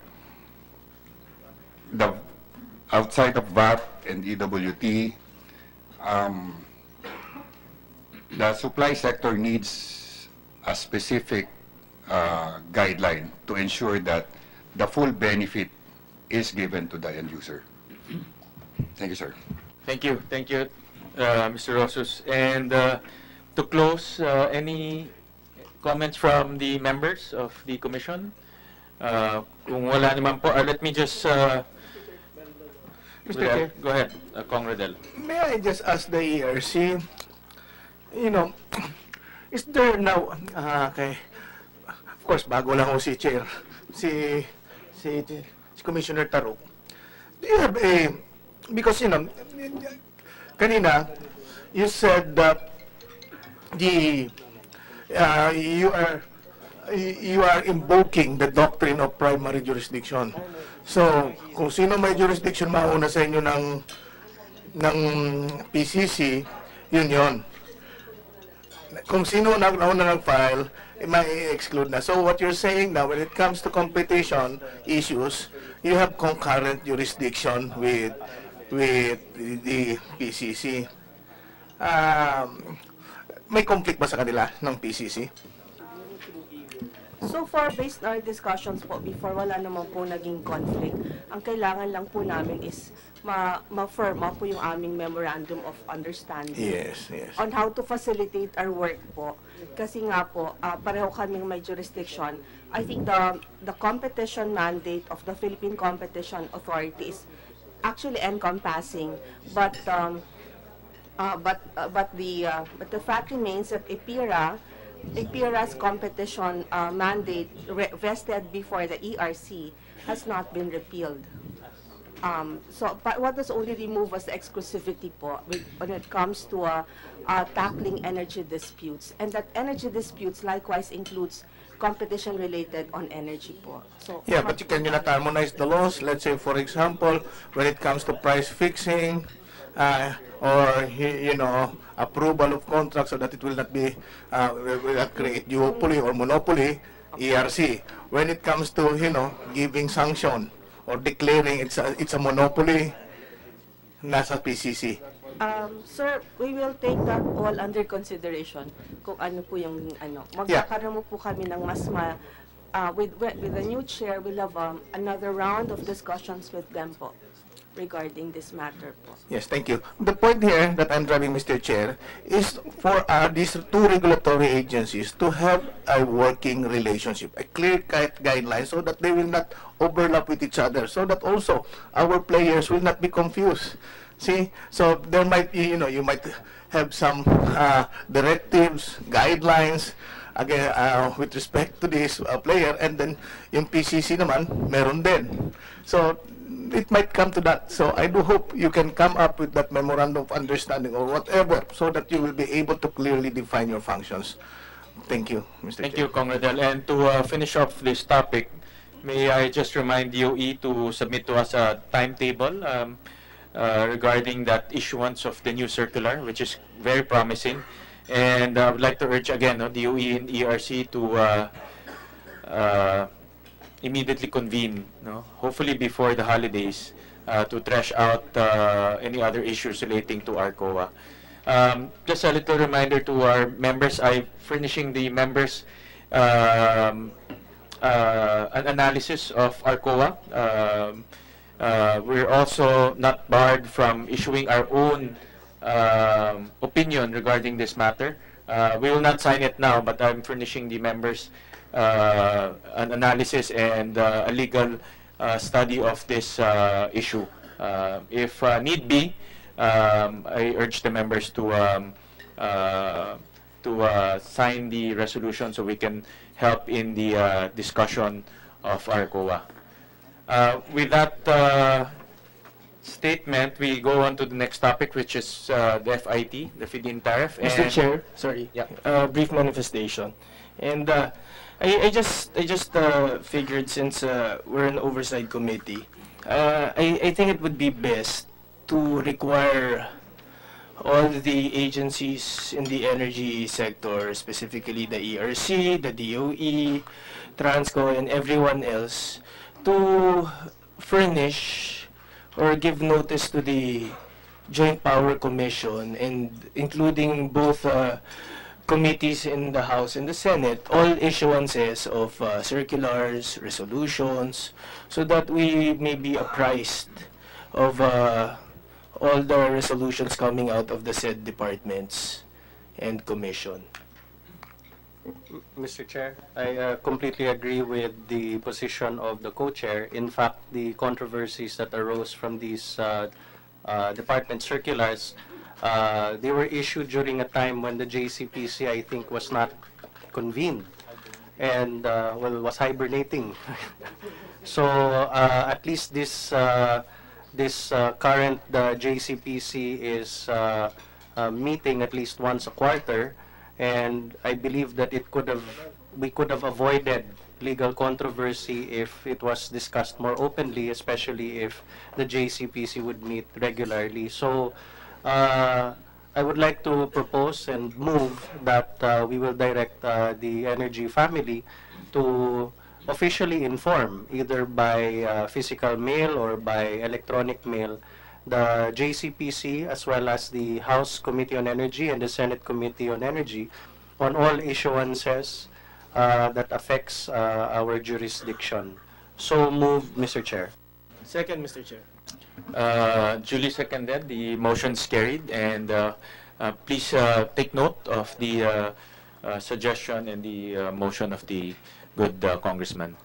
We move on to the next topic, and Senator JV has an opening statement regarding the recent events in the renewable energy sector. Yes, thank you, Mr. Chair. I'd like to take advantage of the opportunity that the DOE officials are here.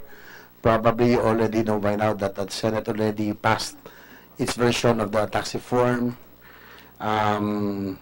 recently, and there was a concern. I would like to first ask how many later on, because I'm sure that I would want to get your opinion. That probably you know that there's an intention to already tax coal. No, it was passed already. 100, 200, 300 in the first year, second, and so on. So just like to ask, how will this affect? I'm sure that it will affect, but how? What will be the impact? Can you just probably brief us so that we will know how to remedy in case, or to look at the situation? Very Secretary Kusi. Thank you, Mr. Chairman. It's really a problem that we are facing because we all know that our tariff is one of the highest in our region, if not the highest, and with that passage of additional tax for coal, which is a source of power, around 35% is coming from coal. That would definitely have an impact. It will increase. You know, there have been studies already as to how much, but I still have validating my figures, Mr. Chairman. Actually, it had noble intentions, because we all know for a fact that if you compare to the other energy sources in the energy mix, coal is probably the dirtiest is compared to geothermal, renewables, and others, and hydro. Of course, we have so many environmental advocates here, but going through that, because we are also concerned in what the effect would be, considering that, as you mentioned, that we already have one of the highest, if not probably the highest, already in Asia, and it might affect the foreign investors and potential investments in the coming that we are expecting. I'm going to that. Do we expect a shift probably on priorities, probably on more support for renewables and other sources in the energy mix, given the fact that it is expected, no, that the new tax on coal will definitely have an increase in electricity rates. So, siguro ilang percent bang yun ng renewables? Just to give us an idea, how many percent in our energy mix? It's renewable is 32%, Mr. Chairman. And that, what is our target, Secretary Cruz, in the next 5 years, probably after the end of the term, yung percentage? Sir, 2025, 2020, 2030? 35%. Up to what year? What year? 2030, sir. 2030 is 35%. Yes, yeah. I just trying to recall the figure that I stated during the ASEAN, and it's around 35% by 2030, Mr. Chairman. So, do we expect, of course, probably, kung kaya lang, no? Probably, we expect a decrease in coal usage, but probably can the other sources of energy can it cover kung ano yung mawawala sa coal natin, considering that coal is still our prime source of our in our current energy mix. Mr. Chairman, I believe that based on the direction, the policy that we have adopted, a technology-neutral approach in our energy and the energy industry, where we are encouraging competition among the different technologies, the share of the coal, the coal will not increase, but it won't go away. No, it will not increase, but it won't go away. I'm just asking this, Mr. Chair, because of what we have passed, we have recently approved, but everything is not yet final because we still have the BICAM before we finally approve and the President's signature. So I just wanted to know what the consequences, what the effects would be of this particular provision that in the Senate version imposing tax on coal, 100, 200, and 300, and so on. So, and probably last question for now, Mr. Chairman. Secretary Cusi, considering ito, no, connected din sa coal, kasi nag-worry ako kung talagang tataas. So we have to find other sources which are less pollutants probably, and at the same time less expensive. So doon po sa inyo, I know that you are exploring the nuclear program. What is the status now? The nuclear. Well, as far as the nuclear study, Mr. Chairman, is concerned, the team, the 30 people team, just finished the physical review of the facility, the BNPP, and we will be sitting down with them and see what will be the direction as far as the BNPP is concerned. But as for nuclear policy, we are crafting a nuclear policy for the civilian nuclear for the country. So we're looking at modular nuclear for island provinces, Mr. Chairman. Actually, the chairman and I had the chance just last month, when we were in London. We likewise consulted the nuclear expert in London. Moving forward, I had that chance, and I take the opportunity and thank the chairman for having that, so that it will broaden our understanding of nuclear energy. So before I end, Mr. Chair, Secretary Cusi, so yun po sa provision na dinagdag na yun doon po sa coal tax, you are not in favor? Just for the record, para lang malaman natin. Ito pong yung naipasa namin sa tax reform.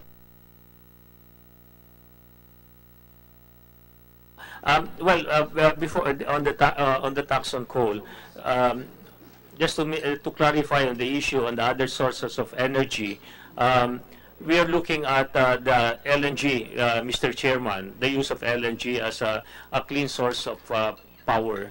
And that is a project that we are currently pursuing, putting a terminal for LNG in the Philippines, so that would support our campaign for energy security for the country, and at the same time making the country as a hub for of LNG for our region. We are competing in this aspect against Thailand and Vietnam, who already expressed their desire also to become an LNG hub.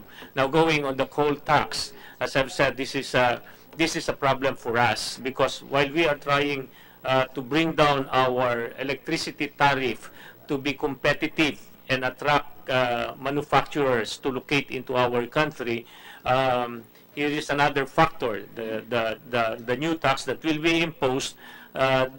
This will definitely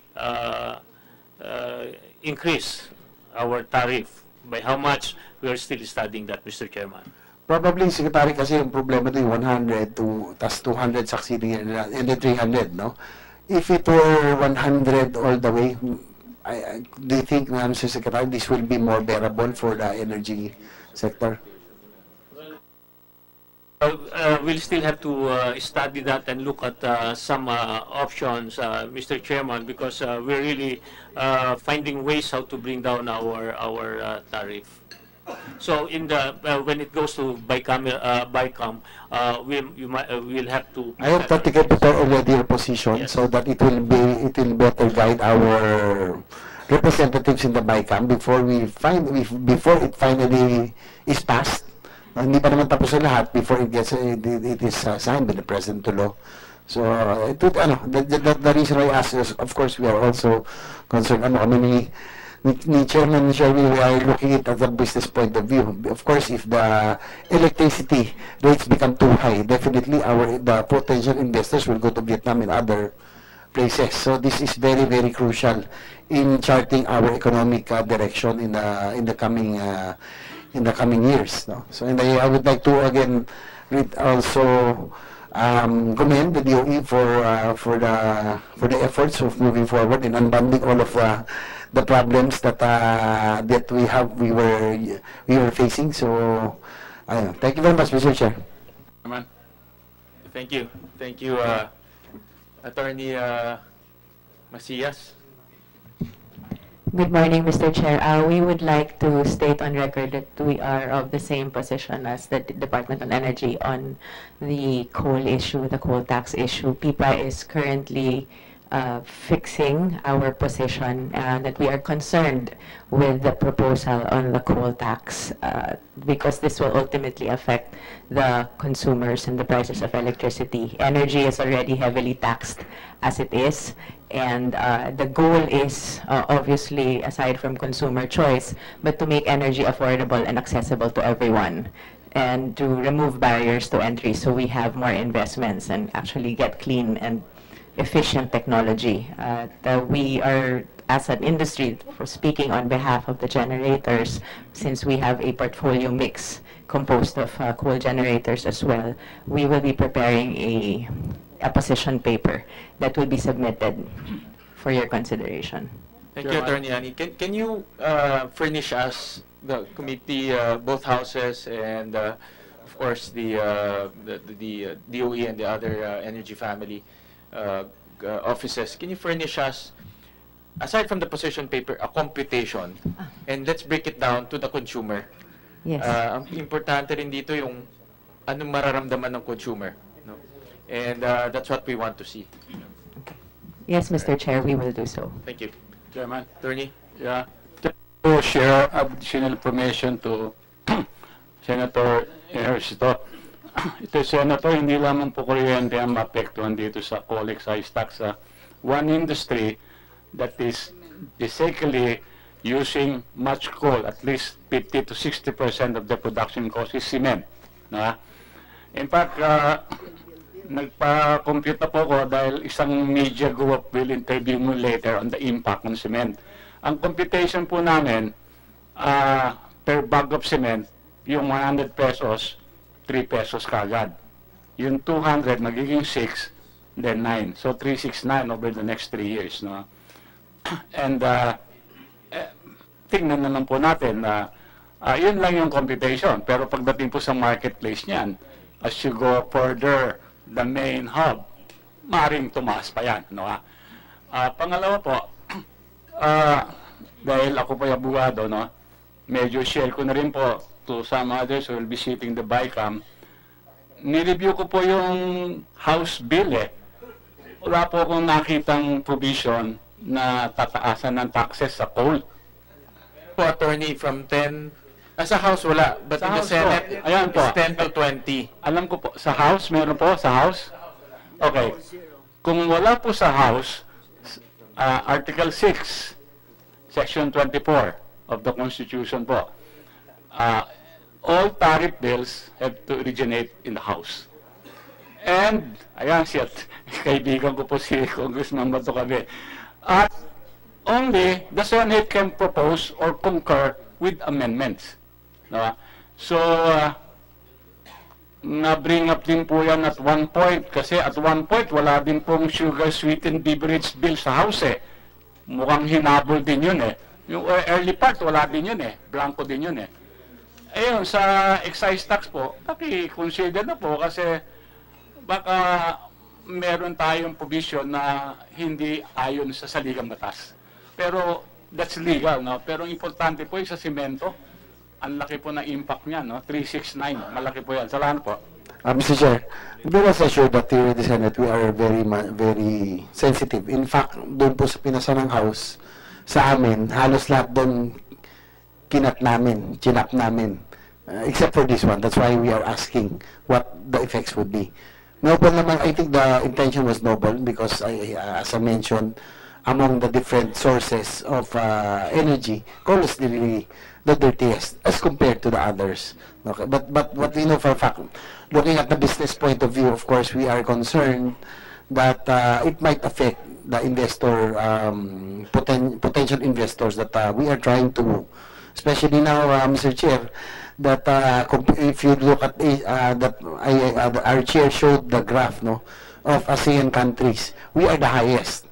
And now yung Japan and this Vietnam will have a nuclear power plant that will be online, that they will become cheaper. So talagang baka mapunta na doon lahat.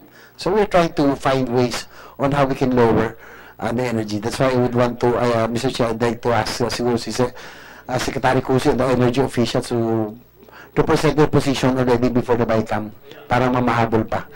Okay. Thank you. Thank you, Senator JV.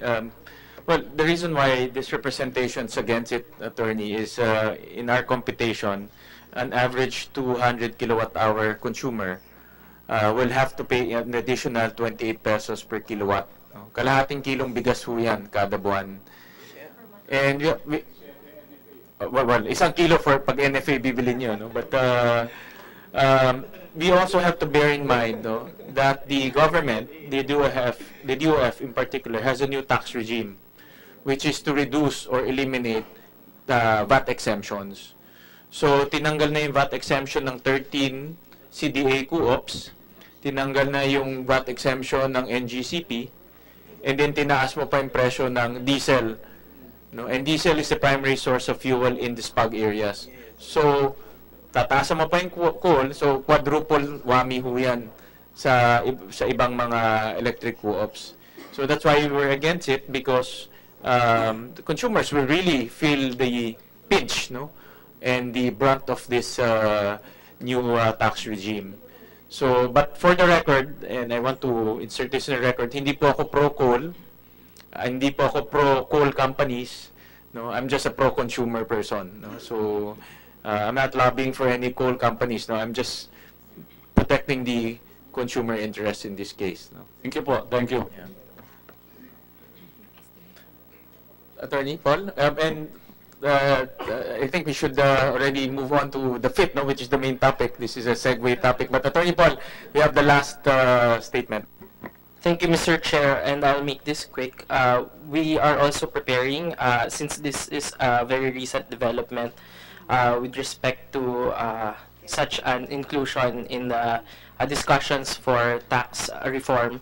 Nevertheless, we also raise our concern as this will eventually redound to the member consumers of electric cooperatives. And in the rural areas, we would like to emphasize that every peso counts. So let us, as this body is the oversight committee of the national energy policy, we would like to reiterate the stance that the common tao should be in the minds of everyone as we craft policy. Thank you, Mr. Chair. Just to close, no, we crunch our own numbers. If you add the NGCP will add 9 centavos per kilowatt hour. Sa SPAG areas, as much as 60 centavos per kilowatt hour. Then, ang coal as much as 7 pesos per kilowatt hour. So, a total, lahat-lahat po, 76 centavos per kilowatt hour in 2020. That's when the full implementation. So, kasi hindi lang naman po coal yung titignan natin. You have to add yung VAT exemption removal, NGCP, plus diesel. So, hindi lang naman one component, huya, maraming component. Ano? So with that statement, I think alam na ho natin kung bakit ang DOE position is against the FIT. Because nga tumataas yung iba. But since the renewable sector is all here, and we would also want to hear, no, as legislators, the future of it, no, and the direction of it, no. And I think the good secretary earlier made a presentation, and I would like to, before we go back to the DOE, no, I think Transco is a very essential organization in this whole FIT process, no. And I would like to hear from Attorney Matibag some updates on the FIT. No? Good afternoon, Mr. Chair, and Congressman Velasco and all the other members of the committee. We made a presentation, Mr. Chair, for purposes of allowing you to see where are we right now at the PIP. So, next slide, please. The table will show that as of November 6 of this year, Transco as a PIT-all fund administrator has signed 51 REPA, that's the Renewable Energy Payment Agreement, with PIT-eligible or potentially PIT-eligible RE generators. For the information of everyone, we agreed to execute a REPA when the RE plant has secured a nomination for PIT eligibility from DOE. At the very least, when the plant has attained at least 80% electromechanical completion as validated by DOE. Of the 51 signed REPA, 45 are already effective, covering 1,056.8 megawatt of capacity under the 4 technologies. This means that the plants have already been certified eligible by ERC and all other requirements have been met. Thus, concerned generator can proceed with the billing the fund for actual generation. As can be noted from the table, the installation targets for hydro and biomass have not yet been reached. Just to show the magnitude of funds that have flown through the FIT system to date, we present here the cash flow since the start of the fund operation in 2015. Please note that the cash goes in and out. Whatever collected are correspondingly paid out of PIT-eligible generation. So far, about 27.5 billion funds have flowed through. The ending balance of 27 million will reflect the remaining balance of, as of today after the payment cutoff.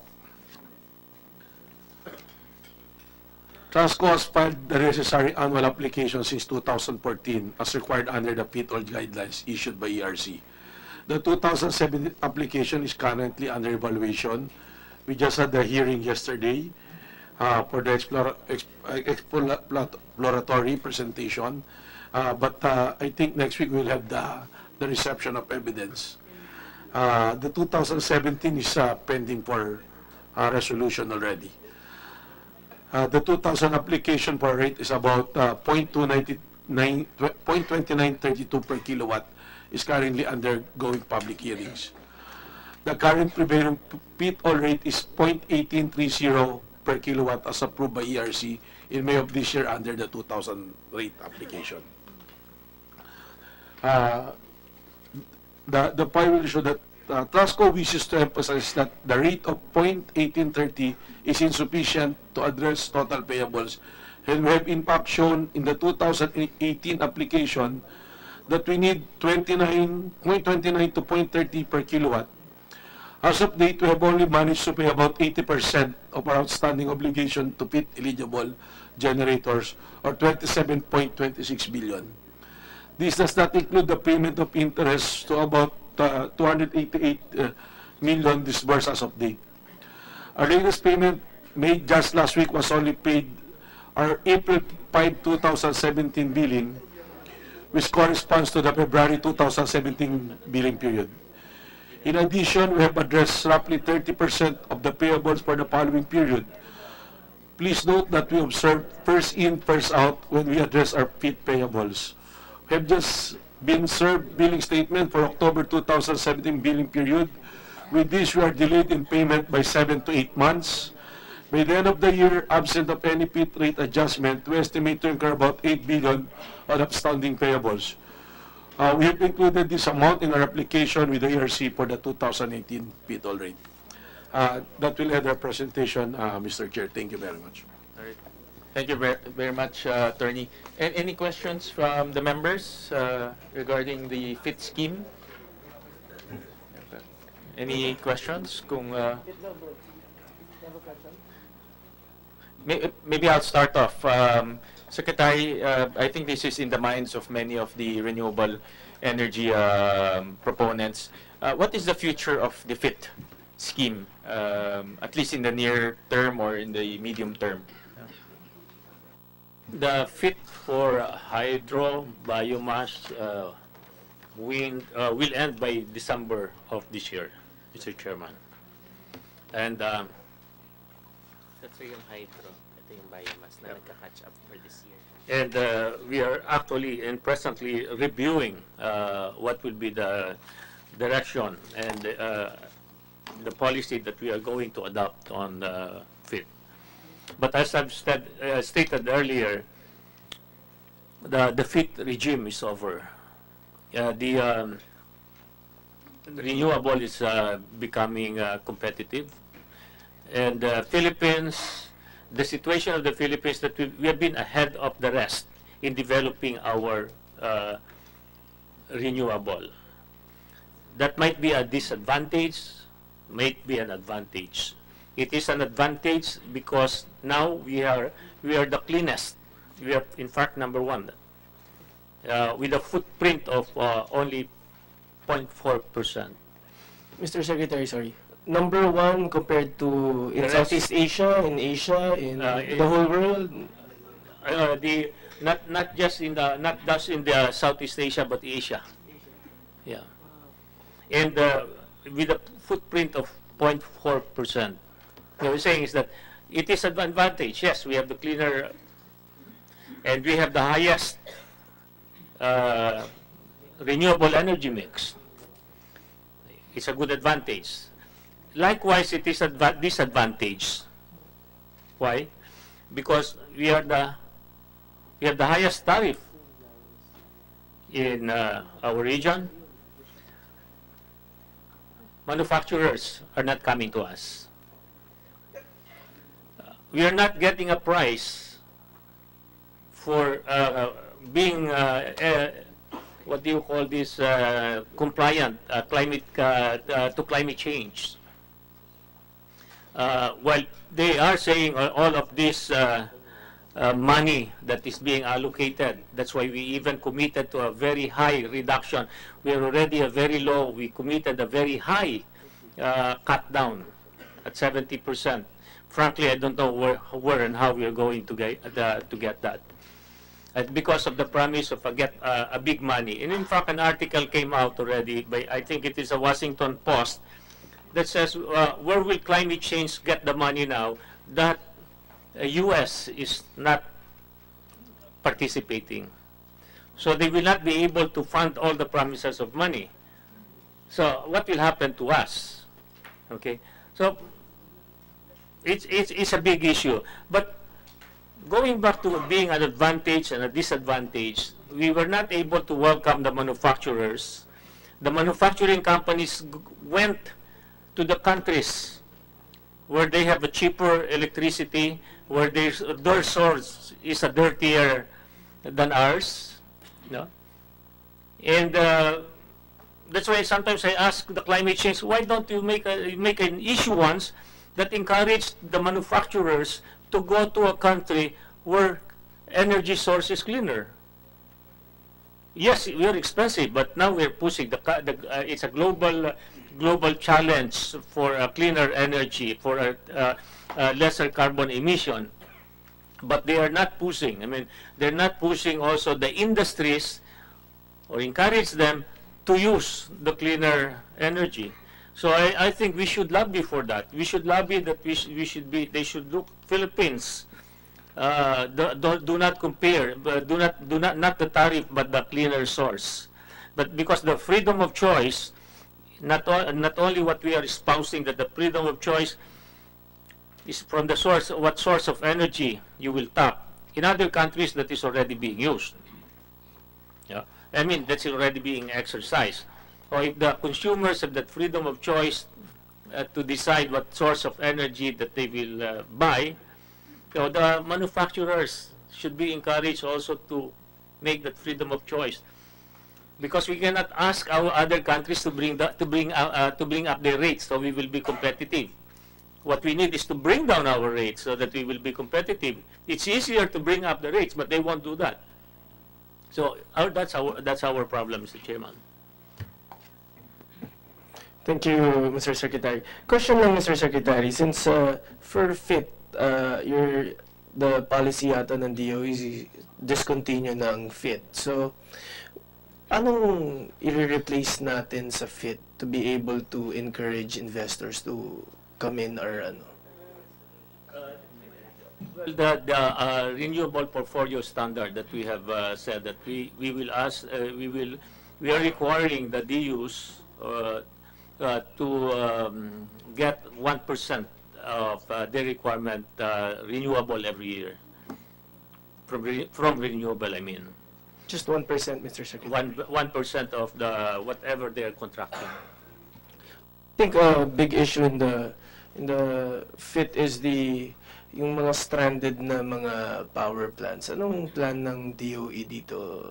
Isa solar, specifically dun sa, is it in Negros?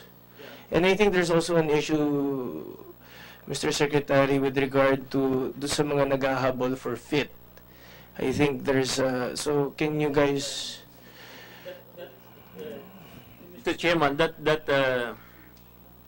raised to March 15, if I remember it right, raised to March 15 with a cap of 500, and of course 500 was filled up. There were excess, I think around 300. So there are these 300 megawatts that did not qualify on the FIT. So that is the one that is stranded from the FIT. Now on the Negros, what you're saying is the Negros is that the stranded power coming from solar generation. It's because of the problem. The problem is because of the grid, the interconnection. So that one, the interconnection problem is being addressed by NGCP. On the solar FIT that did not qualify, of course there were a lot of issues. Issues like those that qualify should not have been there. Dapat ako, hindi sila. Something like that, no? And actually we look at all the issues, and we have no reason to change what have been decided to those that qualified 500. So those that qualified 500, they are already with DRC, they've been granted. Those that were not is a problem. So are we going to give additional FIT for that? And we said no.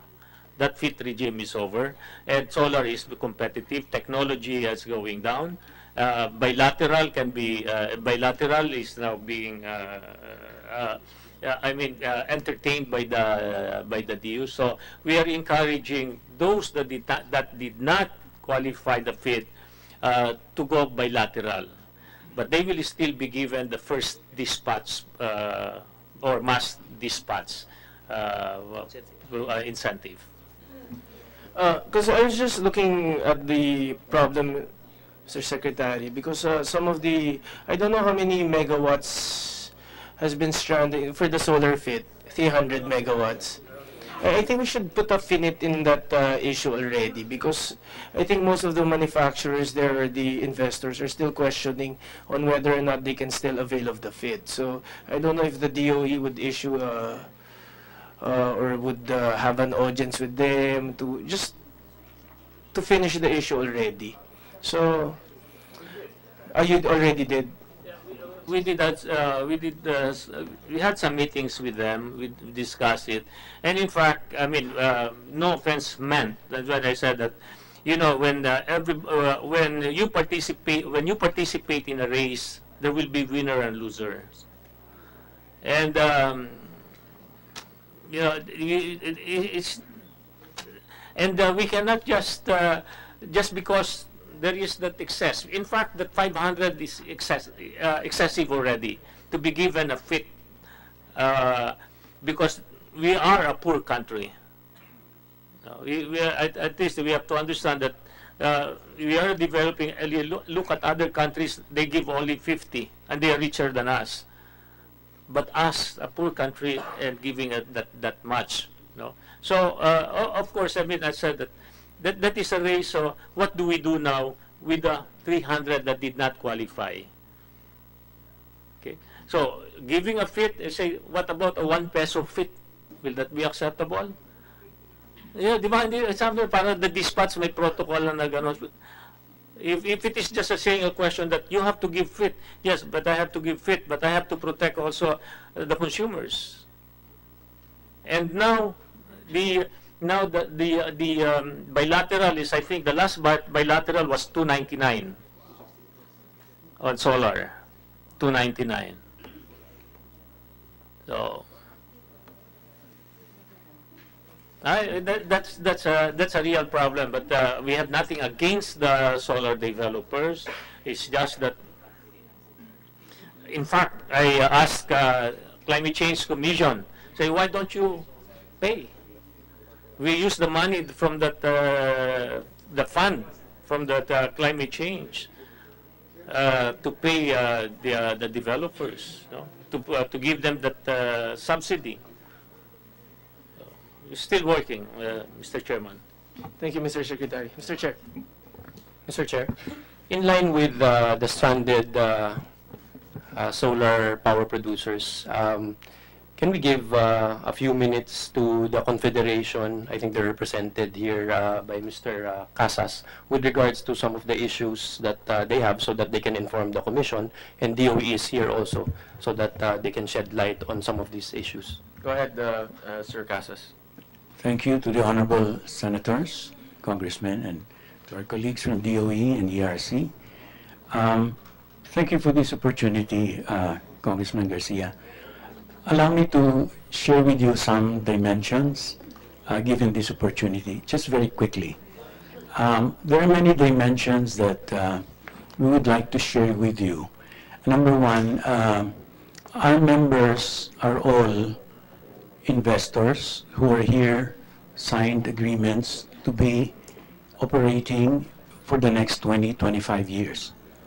All our members, all 12 of them, have built the solar plants with trust and confidence in response to the previous administration of DOE for us to respond to the call for a looming crisis, looming power crisis. So we did invest with trust and confidence upon the call of DOE. However, the implementing rules and regulations were very contentious, whereby we followed the rules and the law, the RE law, that you know, we should be given 15 to 30 days for us to have the approval, but it has now taken 17 months. We have not been given any written explanation of the why the projects were stranded.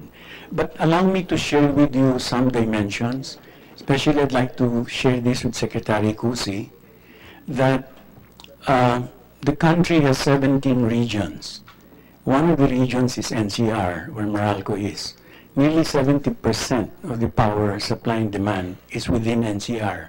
We, who invested, are all in the other 16 regions, meaning we are in the provinces. When you speak of the rate of 299 within the NCR, given the Meralco's volume of supply and demand, there is indeed an economy of scale because you have the volume. But we, in the provinces, wherein our vision is to supply the other regions, our vision was to make it sustainable, and our vision is to enter into the off-grid, being supported by sustainability of where we are. So all our projects are in the province. We're not here in Meralco. We don't have the same volume or economy of scale as in Meralco. We're the other 30%. Okay, and then there are other dimensions that we would like to share. Philippines and Singapore are the only two countries with a spot market. We, as investors, entered into the Philippines with trust and confidence that we are to link with the grid because that's the national government. Okay, we didn't enter by entering into a PPA with the distribution utilities. However, we worked very closely with the DUs. Why? Because they found out that with the solar being embedded, especially in Mindanao, they saved transmission costs. A lot of their supplies are thousands of kilometers away because of the hydro, but we are embedded, so they have experienced reduction in their cost.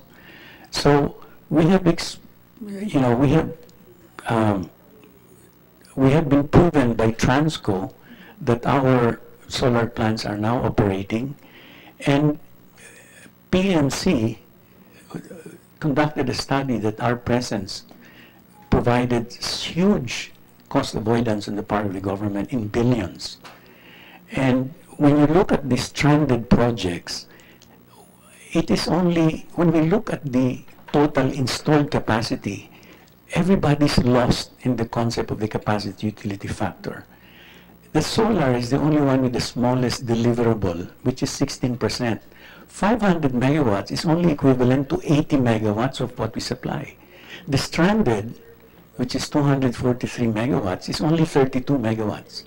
So there is, percentage-wise, with 500 megawatts, our contribution is only 0.5% to the total electricity bill of the entire country. It's not yet even, it's only 0.5%. If you add the stranded, you add another X number of percent, total is 0.75, meaning it's not yet 1%. So in other words, the solar, while it's contributing huge cost avoidance, it doesn't have any consumer impact at all. And that is the same phenomenon that's being experienced worldwide.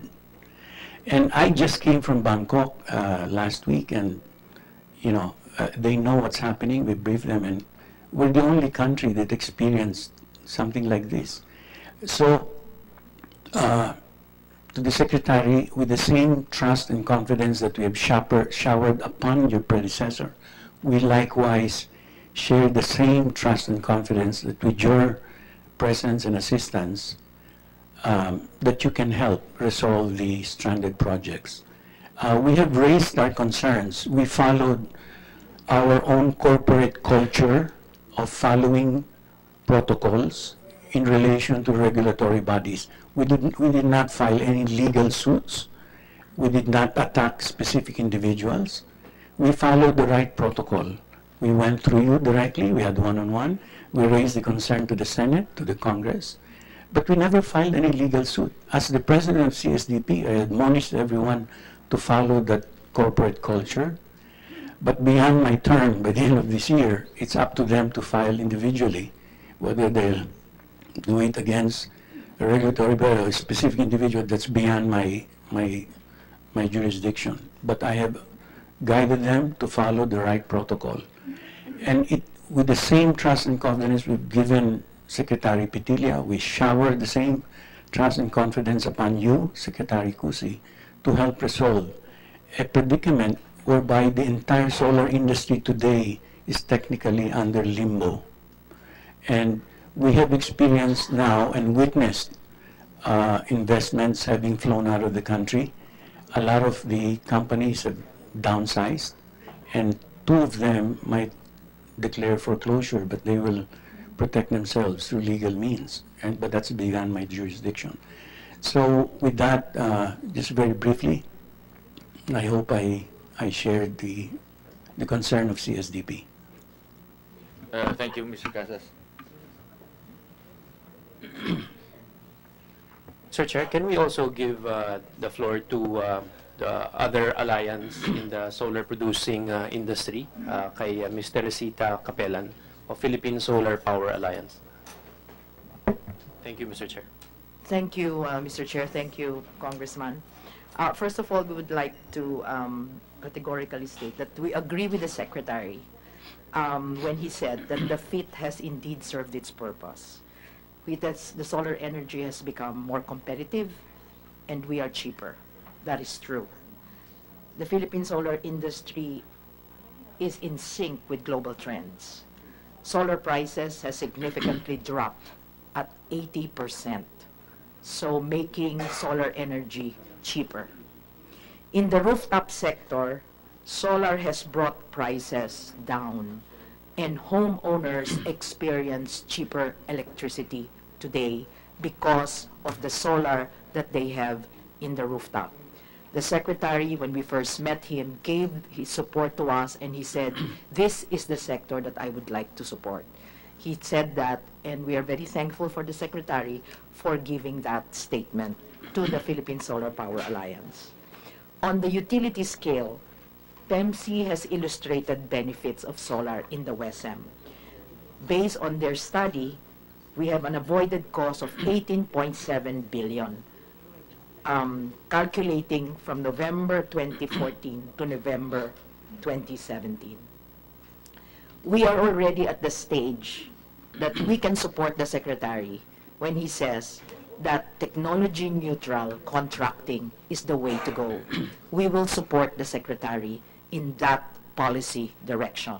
And we are committing as a solar industry to submit auctions to any distribution utility companies that call for proposals, including solar.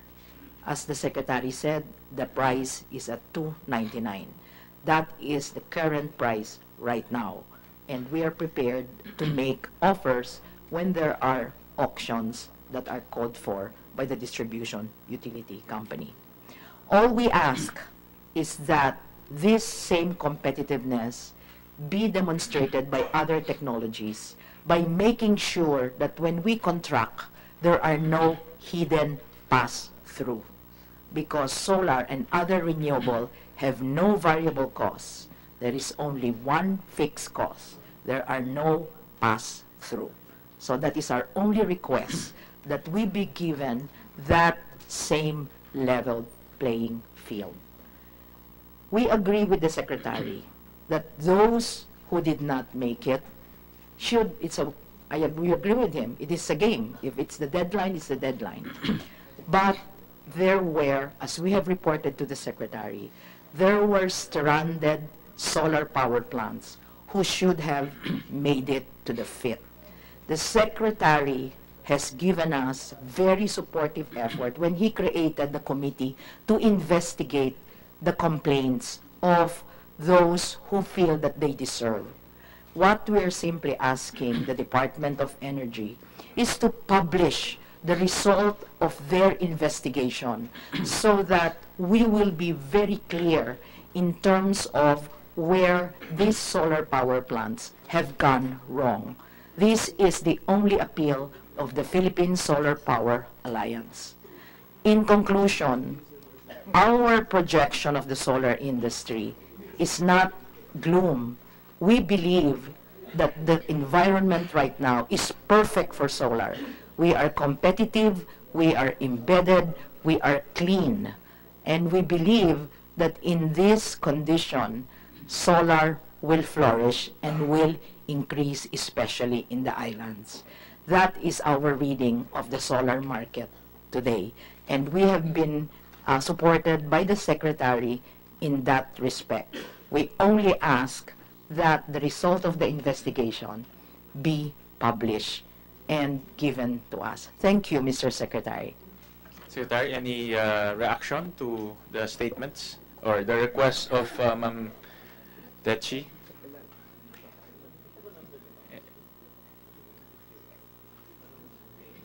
Well, I think that's a very fair fair request on looking at or publishing this investigation, and we will comply. Thank you. Maybe also request for a copy of the outcome of the investigation, Mr. Secretary. Will do, Mr. Chairman. Thank you. My 2 cents word in this issue is, if we are representatives of the people, the Secretary is also a representative of the people. And I understand that if ever these plans will be approved, ipapasa rin yan sa consumers eh. No? So at the end, the consumers will bear the brunt again. That's why I understand where the Secretary is coming from, because ayaw rin niyang, nag-set tayo ng rules tapos ipapasa natin sa consumers. No? And that's what we are trying to avoid, no? Inadvertently passing on mistakes to the consumers. No? That's what I think this is where the DOE really became very prudent by setting up that investigation group to make sure that everything is fair. Everything is fair. If I may, this is the same problem that we are trying to avoid for other renewables, biomass, hydro, wind, and ocean on the FIT. Because again here, because the FIT, there's a cap 250 megawatt, no, and then the one that the ongoing numbers are already beyond that, and there is a deadline, the December. That's why I said, we have to make sure that we don't create a we don't solve a problem by creating another problem. That's why we are very looking at it in much detail, because the same problem now, the 300 that's beyond the 500 that has been committed. That said, 500 is really excessive for us to be giving FIT, but we still have this 300, and yeah, the 299 is the latest price. So if you give a FIT that, let's say, higher than this, we have a problem, Mr. Chairman. I do agree and appreciate the arguments of the good Secretary. Because eventually, tayo rin magbabayad yan eh. No? Eventually, tayo rin magbabayad. But, Mr. Secretary, another question, no? And this is also from the stakeholders, the undersubscribed portion of hydro and biomass. Matatapos na yan by end of the year. Will that be extended or hindi na ho gagamitin yung under? This is what we are really studying now, because there is a problem. Even if we extend it, there will be also a problem, because the number, the limit, or the cap is less than what the people that are trying to put up. So you're studying how we are going to address this. Do we extend it? But I've said, but before we make that decision, we want to make sure that we are not creating another problem. You come up with a decision before the end of the year? Will that be reached? Okay. Mr. Secretary, actually, meron pang isang, this is actually a very contentious issue, no? I saw in the transcript presentation that meron 7 billion pesos unpaid, no? Tama, Attorney Melvin? Yes, Mr. Chairman. And this is unpaid to those who are contracted already. Those who have effective REPA, Mr. Chairman. Okay. And what is the reason for this balance? Actually, before I answer that, Mr. Chair, the data that Transco presented supported the position of the Secretary. It will just show how problematic it is having the pit. But now going to your question, we identified several reasons. One of them is during the start, for example, solar, the initial megawatt that is allowed for pit is 50, but they increase it to 500. So wind 200, increase it to 400, without increasing the payment, the required payment. So that's number one. Number two is there are some sort, with all due respect to the regulatory body, there is some sort of delay on there's a regulatory lag, so to speak. Because right now, it's almost end of 2017, but our application for 2017 was not yet been granted, although I know that it's already pending resolution. So the other reason is there is a variance between the actual amount with the WSM. So because if there is a variance, whatever is collected will cover it for that variance. And so, Mr. Chair, those are the combination of all of these things are the reason for the amount, the backlog. Attorney, for me, this is a... Hindi pa nakukolekta yun, Mr. Well, for me, this is a much more grave issue, or a graver issue, because ito yung mga binigyan na ng gobyerno ng permit to invest and to function. But the problem is, we're not paying, government is not paying them. We cannot pay them because the setup of the pit-all system is we collect from the consumers, and whatever collected by Transco will be distributed to... In other words, this is the commitment of government to the investors. Tama? Somehow it's the commitment of the government to collect it and to pay the... Right. To collect and to pay. You know? But the problem is, you have two applications with ERC in which it's not being approved yet. Yeah, the application for 2018 is being heard. Yesterday there was a hearing, and next week we will be on the process of presenting the evidence. And the other one, 2017, I think it's already pending for resolution, and there was some sort of commitment from the regulatory that it will be out before the...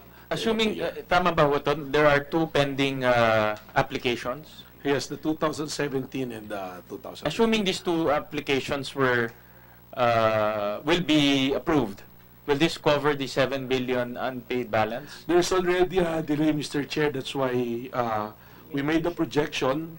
I mentioned in the report that we somehow should around 0.30 per kilowatt is what we need to cover the balance. Magkano pa? 0.30. 0.30 for the 2018. For the total. Kasi may 0.22 for 2017 and then there's a 0.29 application for 2018. Will these two applications cover the 7 billion? Yes, Mr. Chair, but I have to mention we are also paying interest. The good thing about some of the renewable energy developer, some of them are not charging the interest, but I have to mention we already paid about 300 billion in interest. So in theory, these two applications will cover the 7 billion, yes, except interest. If there will be a huge discrepancies with the interest, Mr. Chair. So tama ba? There are 288 million We already interest. paid for it, 288 million, Mr. Chair. This is paid na. This is paid already. Yes, Mr. Chair. Pero itong 7 billion, you haven't computed it yet. Tama ba? Is that how I understand it? Hindi pa. That's probably another 600 billion, Mr. Chair. So 288 has been paid. And then on top of the 288, may 600 million because in of interest. that 7. Interest and penalties or interest lang? Until the end of next year yan, Mr. But Chair. is it interest only? That's the 600. Yes, Mr. Chair. So 7 billion plus 600. Yes, that's by the end of next year. By the end of next year. Okay. But to date, what is the interest? About 500, Mr. Chair. So to date, 500 na ang utang natin. And who will pay for that 500? Less than 300 that we paid, Mr. Chair, so 200. So 200 ang interest. Yes. To Plus date. the 7.2, Mr. Chair. To date, no? To date, yes. Who will pay for that interest? Sad to say, it's still the consumer, Mr. Chair. So, because, tama ba? Because na-delay yung approval, nagkaroon ng interest. It's not, as I mentioned, Mr. Chair, it's not only on the delay of the approval, but it's from the start, when we started, I think we started with the low rate with the PIT, and we increased the capacity from the solar from 50 to 500, wind from 200 to 400 without increasing the rate, Mr. Right, Chair. right. At nagka-compound na yun eh. I would assume Sama-sama na po, nag-compound Mr. na Chair. yun. But just to make it simple, because nga hindi nababayaran, it incurred 200 million interest to date. Actually, 500, we paid the Yes. 288 plus. But to date. Yes, And Mr. Chair. this 200 will be paid to the developers. To the Tama? developer, yes, Mr. And the Chair. 200 will be shouldered by the consumers. Yes, Mr. Tama? Kaya nga tinatanong ko, if for example, by some miracle, tomorrow ERC will approve this 2 applications, wala tayong interest. Babawasan na. By the end of I'm just, that's why I want to understand. Yes, Mr. Chair, by the end of 2018, maka-cover na natin. Mako-cover na natin. But kasama na yung 200 na pending. Kasama dito sa application yung interest. Sinama natin, di ba? Naka-charge po doon sa buffer fund, Mr. Chair. Sa buffer fund. Sa mako-cover po. Mako-cover. So, yeah, this is very but this is what I want to understand, no? Because again, no, these are all, si Attorney Dimagi ba is umiinit na yung tenga, no? But Mr. Chair, Chairman, just for the record, the rate of collection of Transco is about 94%. Yeah, We have no problem with collection. So where is the problem? Kulang talaga po, Mr. Chair, yung sinacharge natin. kulang yung, but kayo yung nag-apply eh. So paano nag-apply? As I mentioned, Mr. Chair, from the start, kulang na, then there's a regulatory lag also, then the projection dun sa WESM, malaki din yung variance, and I have to mention that the projection from the WESM is based on the guidelines issued by ERC. Yes, Yes. Mr. Senator, Dahil tinawag mo ako, dito lang ako makapihil. Attorney, sandali lang. We'll hear from the chair. May I just ask Commissioner Asirit to explain the side of ERC? I think Commissioner Asirit was here during the initial deliberation of the FIT, no? And in line with that, Commissioner Asirit, can you give us also some form of update regarding the applications? Yes, sir. Actually, to reiterate what had already been stated by President Matibag, from the initial implementation of the FIT-All, there really was already a big discrepancy in the initial installation targets of 50 megawatts and then shooting up to 500 megawatts for solar. And the applications of Transco necessarily also had to be adjusted. Right now, coming for the 2016 final authority of already 18 centavos, it's 30 centavos, okay? We see that this has jumped to more than, ilang bang percent ito? 400%? Kasi from initial, in 2014, 2015 FIT-All of only 4 centavos, it's now at 18 centavos. That's for 2016. And we have actually the numbers here to support yung pong sinabi ni President Matibag that even in the forecasted RE generation, malaki po yung discrepancy. If we were just to look at, kunwari from yung 2014, 2015 to 2016, makikita po natin na almost, tama ba ako, 400 megawatts na generation ang nadagdag. So, even in the forecasted fit rate, it had to be adjusted. Not to mention the fact that that differential in the fit also is very much dependent on the prices, the clearing prices in the wholesale electricity market, which has been cut down to almost half. So from market clearing prices of about 5 pesos, nakakita na tayo ng 250, 3 pesos. Necessarily, what was projected as a fit-all based on those numbers, we can see how it will exponentially increase now the shortfall in the fund. For the 2017 application of Transco, they were asking for, the rate applied for is 22 centavos, 22.91. So this is about a 4 or 5 centavo increase. This is pending because we still have to dispose of a November 2 motion for dismissal filed by Laban Consumer. Meron po kaming, may pending po si Laban Consumer sa amin, which necessarily we also have to, yes. Nakandak natin na hearings, August 8 nag-end yung hearings niya. So that's where we're at po. Certainly the regulator's role is to balance the consumer's interest also in all probable basis that we can cover it. But it's already up for commission deliberation so that we can deal with finality for the 2017. For the 2018, oh, by the way, the hearings for the 2017 application of Transco was terminated and ended just last August 8 po.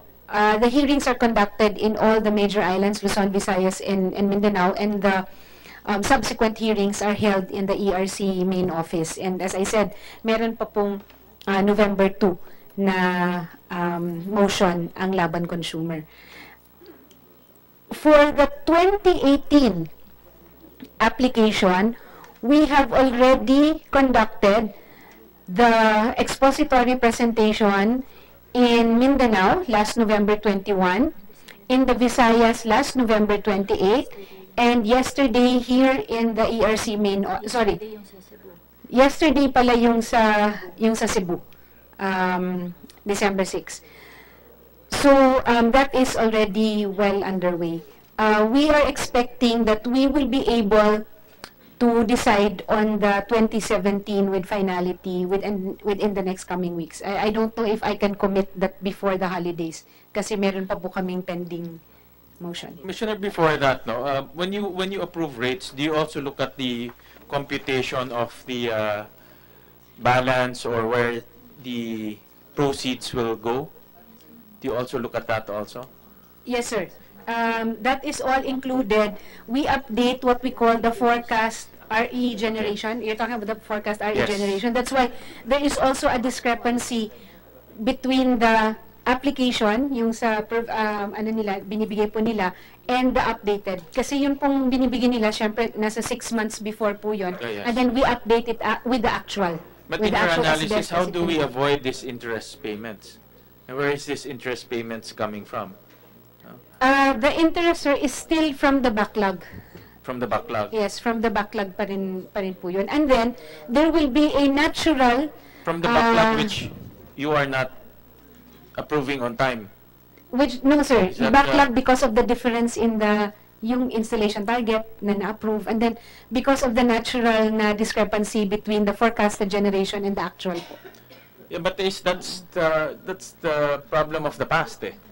No, which should be dapat na correct na yan over time, no? Kasi binabayaran mo yung dati, then Yes, sir. diba? Bakit yung backlog na carry over until now? Sir, there really is kumbaga yung natural po na procedural requirements kasi will also add to the unnecessary delay. My contention And here, we cannot, sorry sir, my contention here, Commissioner, is really the interest payment, which should not be the case, no?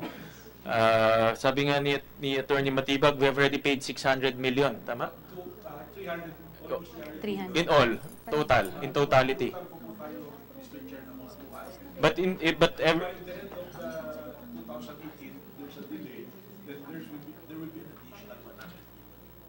totality, we have already paid 288 in totality. But may utang pa tayo ngayon na 200. Di pa naniningil, Mr. Chair, yung ibang So, developer. in theory, we will be paying 500 more or less. More or less, Mr. Chair. Of interest payments, Correct, which is With your permission, Mr. Chairman, the system is really very complicated and confusing. Yeah, we gave already the fit. That's already your rate. That's explained. There's no more passed on. So that rate, it should be already charged, full charge. But what's happening is that because depending on the dispatch price, if it is dispatched at, let's say, 3 pesos and the fit is 8 pesos, so the generation company, the solar company, will be paid only 3 pesos, and the 5 will be stranded at Transco, and then collecting until this rate is approved. That's why we have a rate that is approved. Now it will be challenged by a consumer group not to pass on again, not to be charged. So what we're trying to study is that maybe we can have a mechanism that it is an approved rate, charge it already, it's the same. So that there will be no more of this computation of fit all, complicated. It's additional cost, it's already high, we pay interest. And you don't know what other problems are caused by this tedious process, Mr. Chairman. Mr. Senator, can I ask a question? Go ahead, Mr. Reggie. I'd like to ask this question to President Matibag. I was asked this question, and I'd like perhaps just to clarify from a layman terms, no? When you look at your Meralco bill and you look at your consumption is a blended power supply from coal, hydro, geo, and the contribution of, for example, the solar is only 1%. And yet the 12% differential, the multiplicand, is the aggregate of coal, hydro, geo, and so forth. So, I mean, the differential that we're asking for is just a mere 1% of the total amount being charged. I pay for 1,000 watt for a month. Last month I consumed 1,000. Today, this month, 2,000. So I'm to pay 1,000 watt. That is multiplied by 12 centavos. My point is that multiplicand is a blended power supply from coal, geo, not only solar. So my question is, why still deficient of funds when the multiplicand is the total blended? It's a layman's question that I don't have an answer to. Yeah, the answer is because the rate that we're collecting is not corresponding to what are supposed to pay. Kung ilan yung megawatt na, which was, yun yung approved namin na may repa na nga na sinasabi namin. So kulang talaga. That's the answer. And in relation to this, I agree with the Secretary kasi if we have the computation, maybe there's hindi na siguro dapat to delay it eh.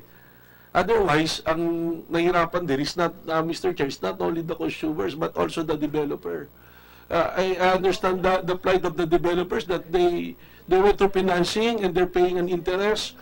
So, parehas pong nahihirapan Mr. Chair. I mean, I'm sorry to say this, but I agree with you. That's why, to the direction of the Secretary, Transco is finding a way to narrow this gap, yung utang natin, Mr. Chair. In fact, I even went to private World Bank, baka they can loan us some money that is zero interest so that we can cover it, so that we have the developer na ma-recover na nila yung investment without further paying an interest. Pero as the Secretary said, nung nag-withdraw yung US commitment nila, I think there's also a problem on the untapped funds of the green energy from the World Bank. So it's a combination of a lot of things. And going back to this, I just have to reiterate, if we can get the approval of 2018 and 2017 on time, I have this commitment that we can narrow the gap somehow.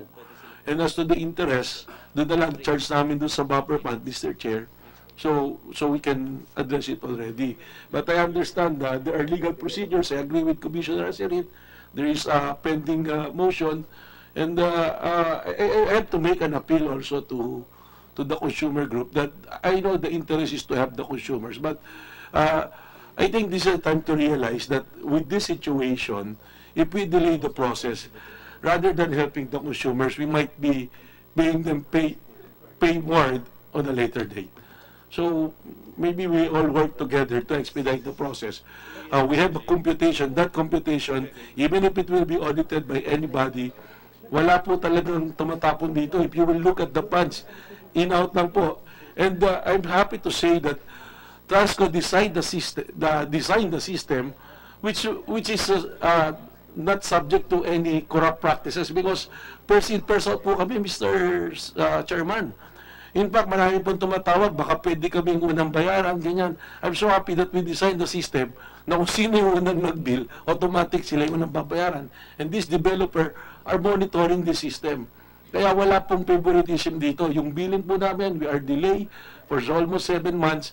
But I'm telling you, Mr. Chairman, even sino pong tumawag sa amin, we cannot accommodate because we have a process which is fair, na kung sino man yung dapat bayaran, yun po yung unang nababayaran. Back to Commissioner Aina, when can we expect a resolution on this 2017 application?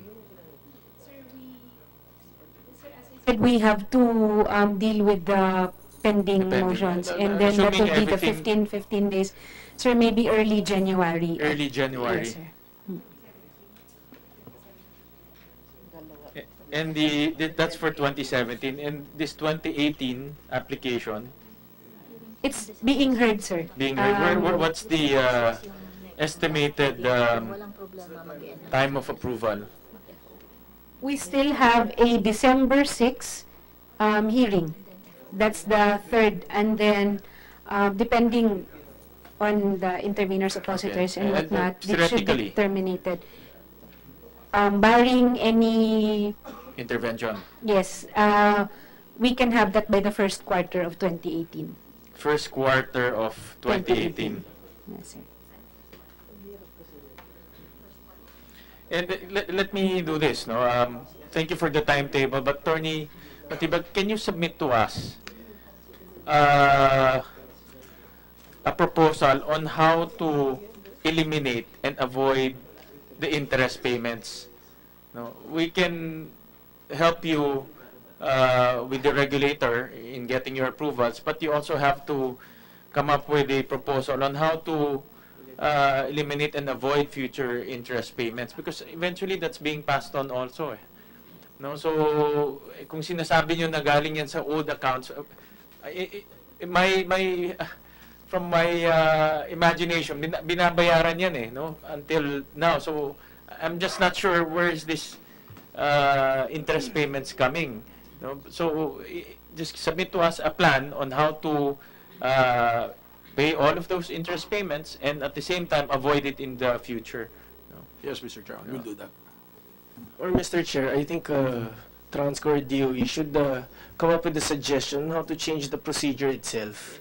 Because the procedure itself, if we still continue with this, we won't be doing away with the interest payments. Exactly. Because if we follow this kind of procedure, definitely we would still be getting a lot of interest payments.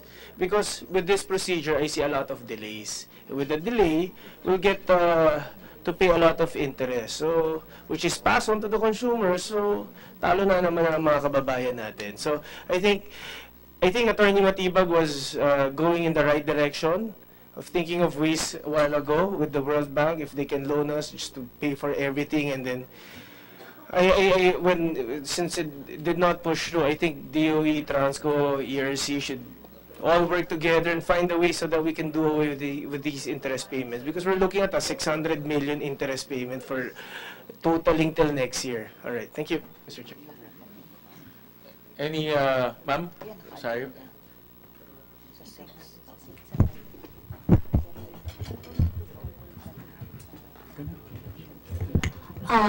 I was with the first group who studied the rules on the payment of the fit-all. And one thing I remember, the plan was we were going to create a working capital fund. This was supposed to take care of exactly these disparities, no? Unfortunately, because of the regulatory lag, we were unable to set up that fund. We were planning to charge fit-all 2 years before the actual payout. But as it turned out, the actual availability of the funds came after all the commitments. Okay? Ergo, there is no working capital fund. And even if we pay the 30 centavos next month, in January, whenever, we will never be able to catch up. So what we need to do is charge an extra amount to create a working capital fund, one time, front-ended. I am sure Transco can deal with that. Front-ended. Well, that's the wisdom behind that request to submit a plan, yeah, no? Yeah. And also some proposals, Attorney Matibag, because I understand that this process was approved in the past by ERC. No? Yes, sir. So this whole process of application and all that, ERC rin ang nag-approve. Can Yes, we sir. review the process itself? Actually, sir, just as a heads up also to the body, there is, in the initial fit-all guidelines, the reason why that also took a long time was because of several intervenors and opposition on the manner by which the buffer fit-all would be collected. As a matter of fact, there is a pending Supreme Court. Yes, there's a pending Supreme Court case on the Supreme Court or Court of Appeals. Let me just check, sir, on the ability of the regulator to impose a collection on an unrealized or an ungenerated capacity, which is supposed to be the buffer fund. Tama ako, di ba, ma'am? Yes, so that's why it had to be a balance. The regulator had to put a balance. Otherwise, we could not come up with the fit-all guidelines in itself. So that's why I think one of the possible ways by which to approach this really is to be able to fill in the gap between the forecast fit rate application that is based on a prior determination already of actual sales, which does not necessarily reflect the merit order table that actually comes into play when all the RE generation came in. So yan yung sinasabi ko sir na sa application ni Transco, it's highly possible that the application will only contain a forecasted generation of maybe 700. At the time this is actually 700 na megawatts. Pero actually, 1,000 na by the time that they're supposed to be paying it. Kasi in the meantime, pumasok na lahat ng RE generation. If ERC will be able to impose a bandwidth that will allow for the buffer fund in the meantime, not forever, to build up without any intervention. In other words, sana. You'll be collecting from the consumer yung hindi pa nila nagagastos. Actually, yes sir, yun kasi That's yung... in short. Tama? Yes. So, dun na ipit yung regulator at that time. I think the consumer group will have Because ultimately, sir, it will also have to be passed on to the consumer. What's interest? I think that's what we need to... Well, that chicken or ano ito, it's a vicious Yes, sir. circle. It's a No? vicious If you cycle. don't have a buffer, you pay for interest. No? So, I mean, if you have a buffer, you don't pay for interest. So, those are the options lang naman ng pinag-uusapan natin. Eh. Yeah. So, I think to move on, no? To Mr. move Chair, on. before we move on, Mr. Chair, Sige. may I request that the President of PhilHydro be recognized also because he was, whispering to me something that I cannot understand. So, Okay, go ahead, go ahead. so it's better that he be recognized. Go ahead, sir. Thank you, Your Honor. Mr. Chair, thank you po. I think one point that I want to put into the table is that there's a wisdom behind the installation target. It affects the mathematical calculations on the fit all. So I think based on the original fit, as if I remember it right, we have some analysis in relation to that. So my point is, there are some technologies that over capacity, over the target. So therefore, kahit anong gawin, sobra-sobra na yung babayaran as against doon sa installed capacity, which is the basis of the mathematical calculations. So that's the one premise. So number two po, there are some technologies, specifically hydro. I'm speaking for in behalf of hydro, and some points that I want to clarify is for in my behalf, not for the concern of the association. Hydropower, basically, of the 250 capacity that was considered before, only 13.84% was on board. That is 34.60 megawatts. So therefore, the basic premise of the law and why the FIT mechanism was crafted is that it should help investors to come in and invest on the technologies that was defined. So therefore, in relation to that, after we've been silent for quite a time. So we do our own projects, small projects, but as others is fighting for the overcapacity. So my point is, going back to the pronouncement of the Honorable Secretary a while ago, that we want to eliminate that experience of the previous, of the other technologies na nag-away-away sila doon sa CAP. Sa amin naman, we have capacities now that is 80% complete, 90% complete, which is less than 40 megawatts. Pag nawala yung FIT sa December, affected po yun. And we're in fact, undersubscribed pa kami. Number two po, of all the technology sa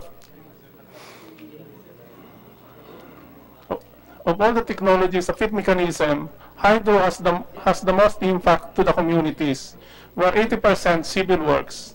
Civil work means the farm-to-market roads, the bridges, the transmission line that was constructed on that far-flung areas. So, masalimuot po i-develop yung hydro. O kung 3 years ang aming target na makonstruct, natatapos namin 5 years. So, ang daming challenges. Then, here we are, almost there, patapos na yung planta namin, stranded kami. So, our prayer is really to look into that, to consider our challenges, which is, we have, again, for the technologies, 80 kami civil works, and our others is the other way around. 80% electromech, 20% civil works. So, yun po yung kailangan namin i-point out para ma-consider din yung aming mga experiences. So going back po dun sa fit all, so basically, kahit ano pong gawin siguro, kasi yung calculation doon, 50 lang yung solar, 250 yung hydro, so we have 10 ocean, biomass 250, yun ang basis. Kaya kulang-kulang siya kasi tumaas na ng tumaas yung ibang technologies eh. So hindi siya na-consider doon sa mathematical computations. Thank you very much, Ron. Thank you. Again, just to conclude this issue on FIT, we're requesting ERC and Transco to submit to us your respective proposals to eliminate these interest payments as well as avoid future interest payments unduly charged to the consumer. We really need to find conclusion in this issue dahil last time ganito rin yung issue eh. And it's nalabas naman yung but the interest is still there, no? I mean, I think the bottom problem here is the interest payments. And again, no, I mean, kawawa naman yung consumers natin, no? So, Mr. Chairman, para mabayaran din yung mga developers on time. Yes, yes. So, I think if we will be proposing a buffer, then we can just justify it. It's the same thing, If you don't have a buffer, you pay interest. So, but I think as much as possible, let's find the right process in order not to charge interest to the consumers. Shorten the process, make it more efficient. Please submit it to us on December 13, 2 weeks from now. 13, kaya ba? And we also want a copy of the investigation of the special the result of the special investigation regarding the standard contracts, solar contracts. No? Again, December 13, Mr. Secretary. Yeah. Before we terminate this this topic, any last words from the stakeholders? Sir? Your Honor, I hate to be the bearer of bad news, but we still need guidelines also for, as RES, we collect fit-all for the contestable customers we contracted. And we are experiencing already that, well, Ms. Dina can testify to this. We're supposed to remit 100% the fit-all.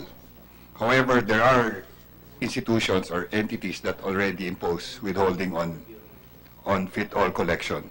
And that's also a factor that decreases our remittance to Transco. So we need that help also.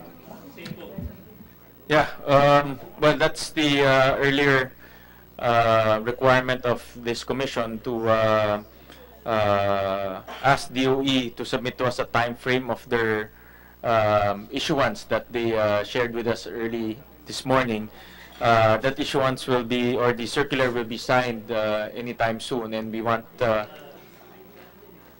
it's signed already. It's signed already. So, thank you, Secretary. And I think that will be submitted to the Supreme Court, if I'm not mistaken. Nevertheless, we want a time frame so that we'll be guided as to the motion of those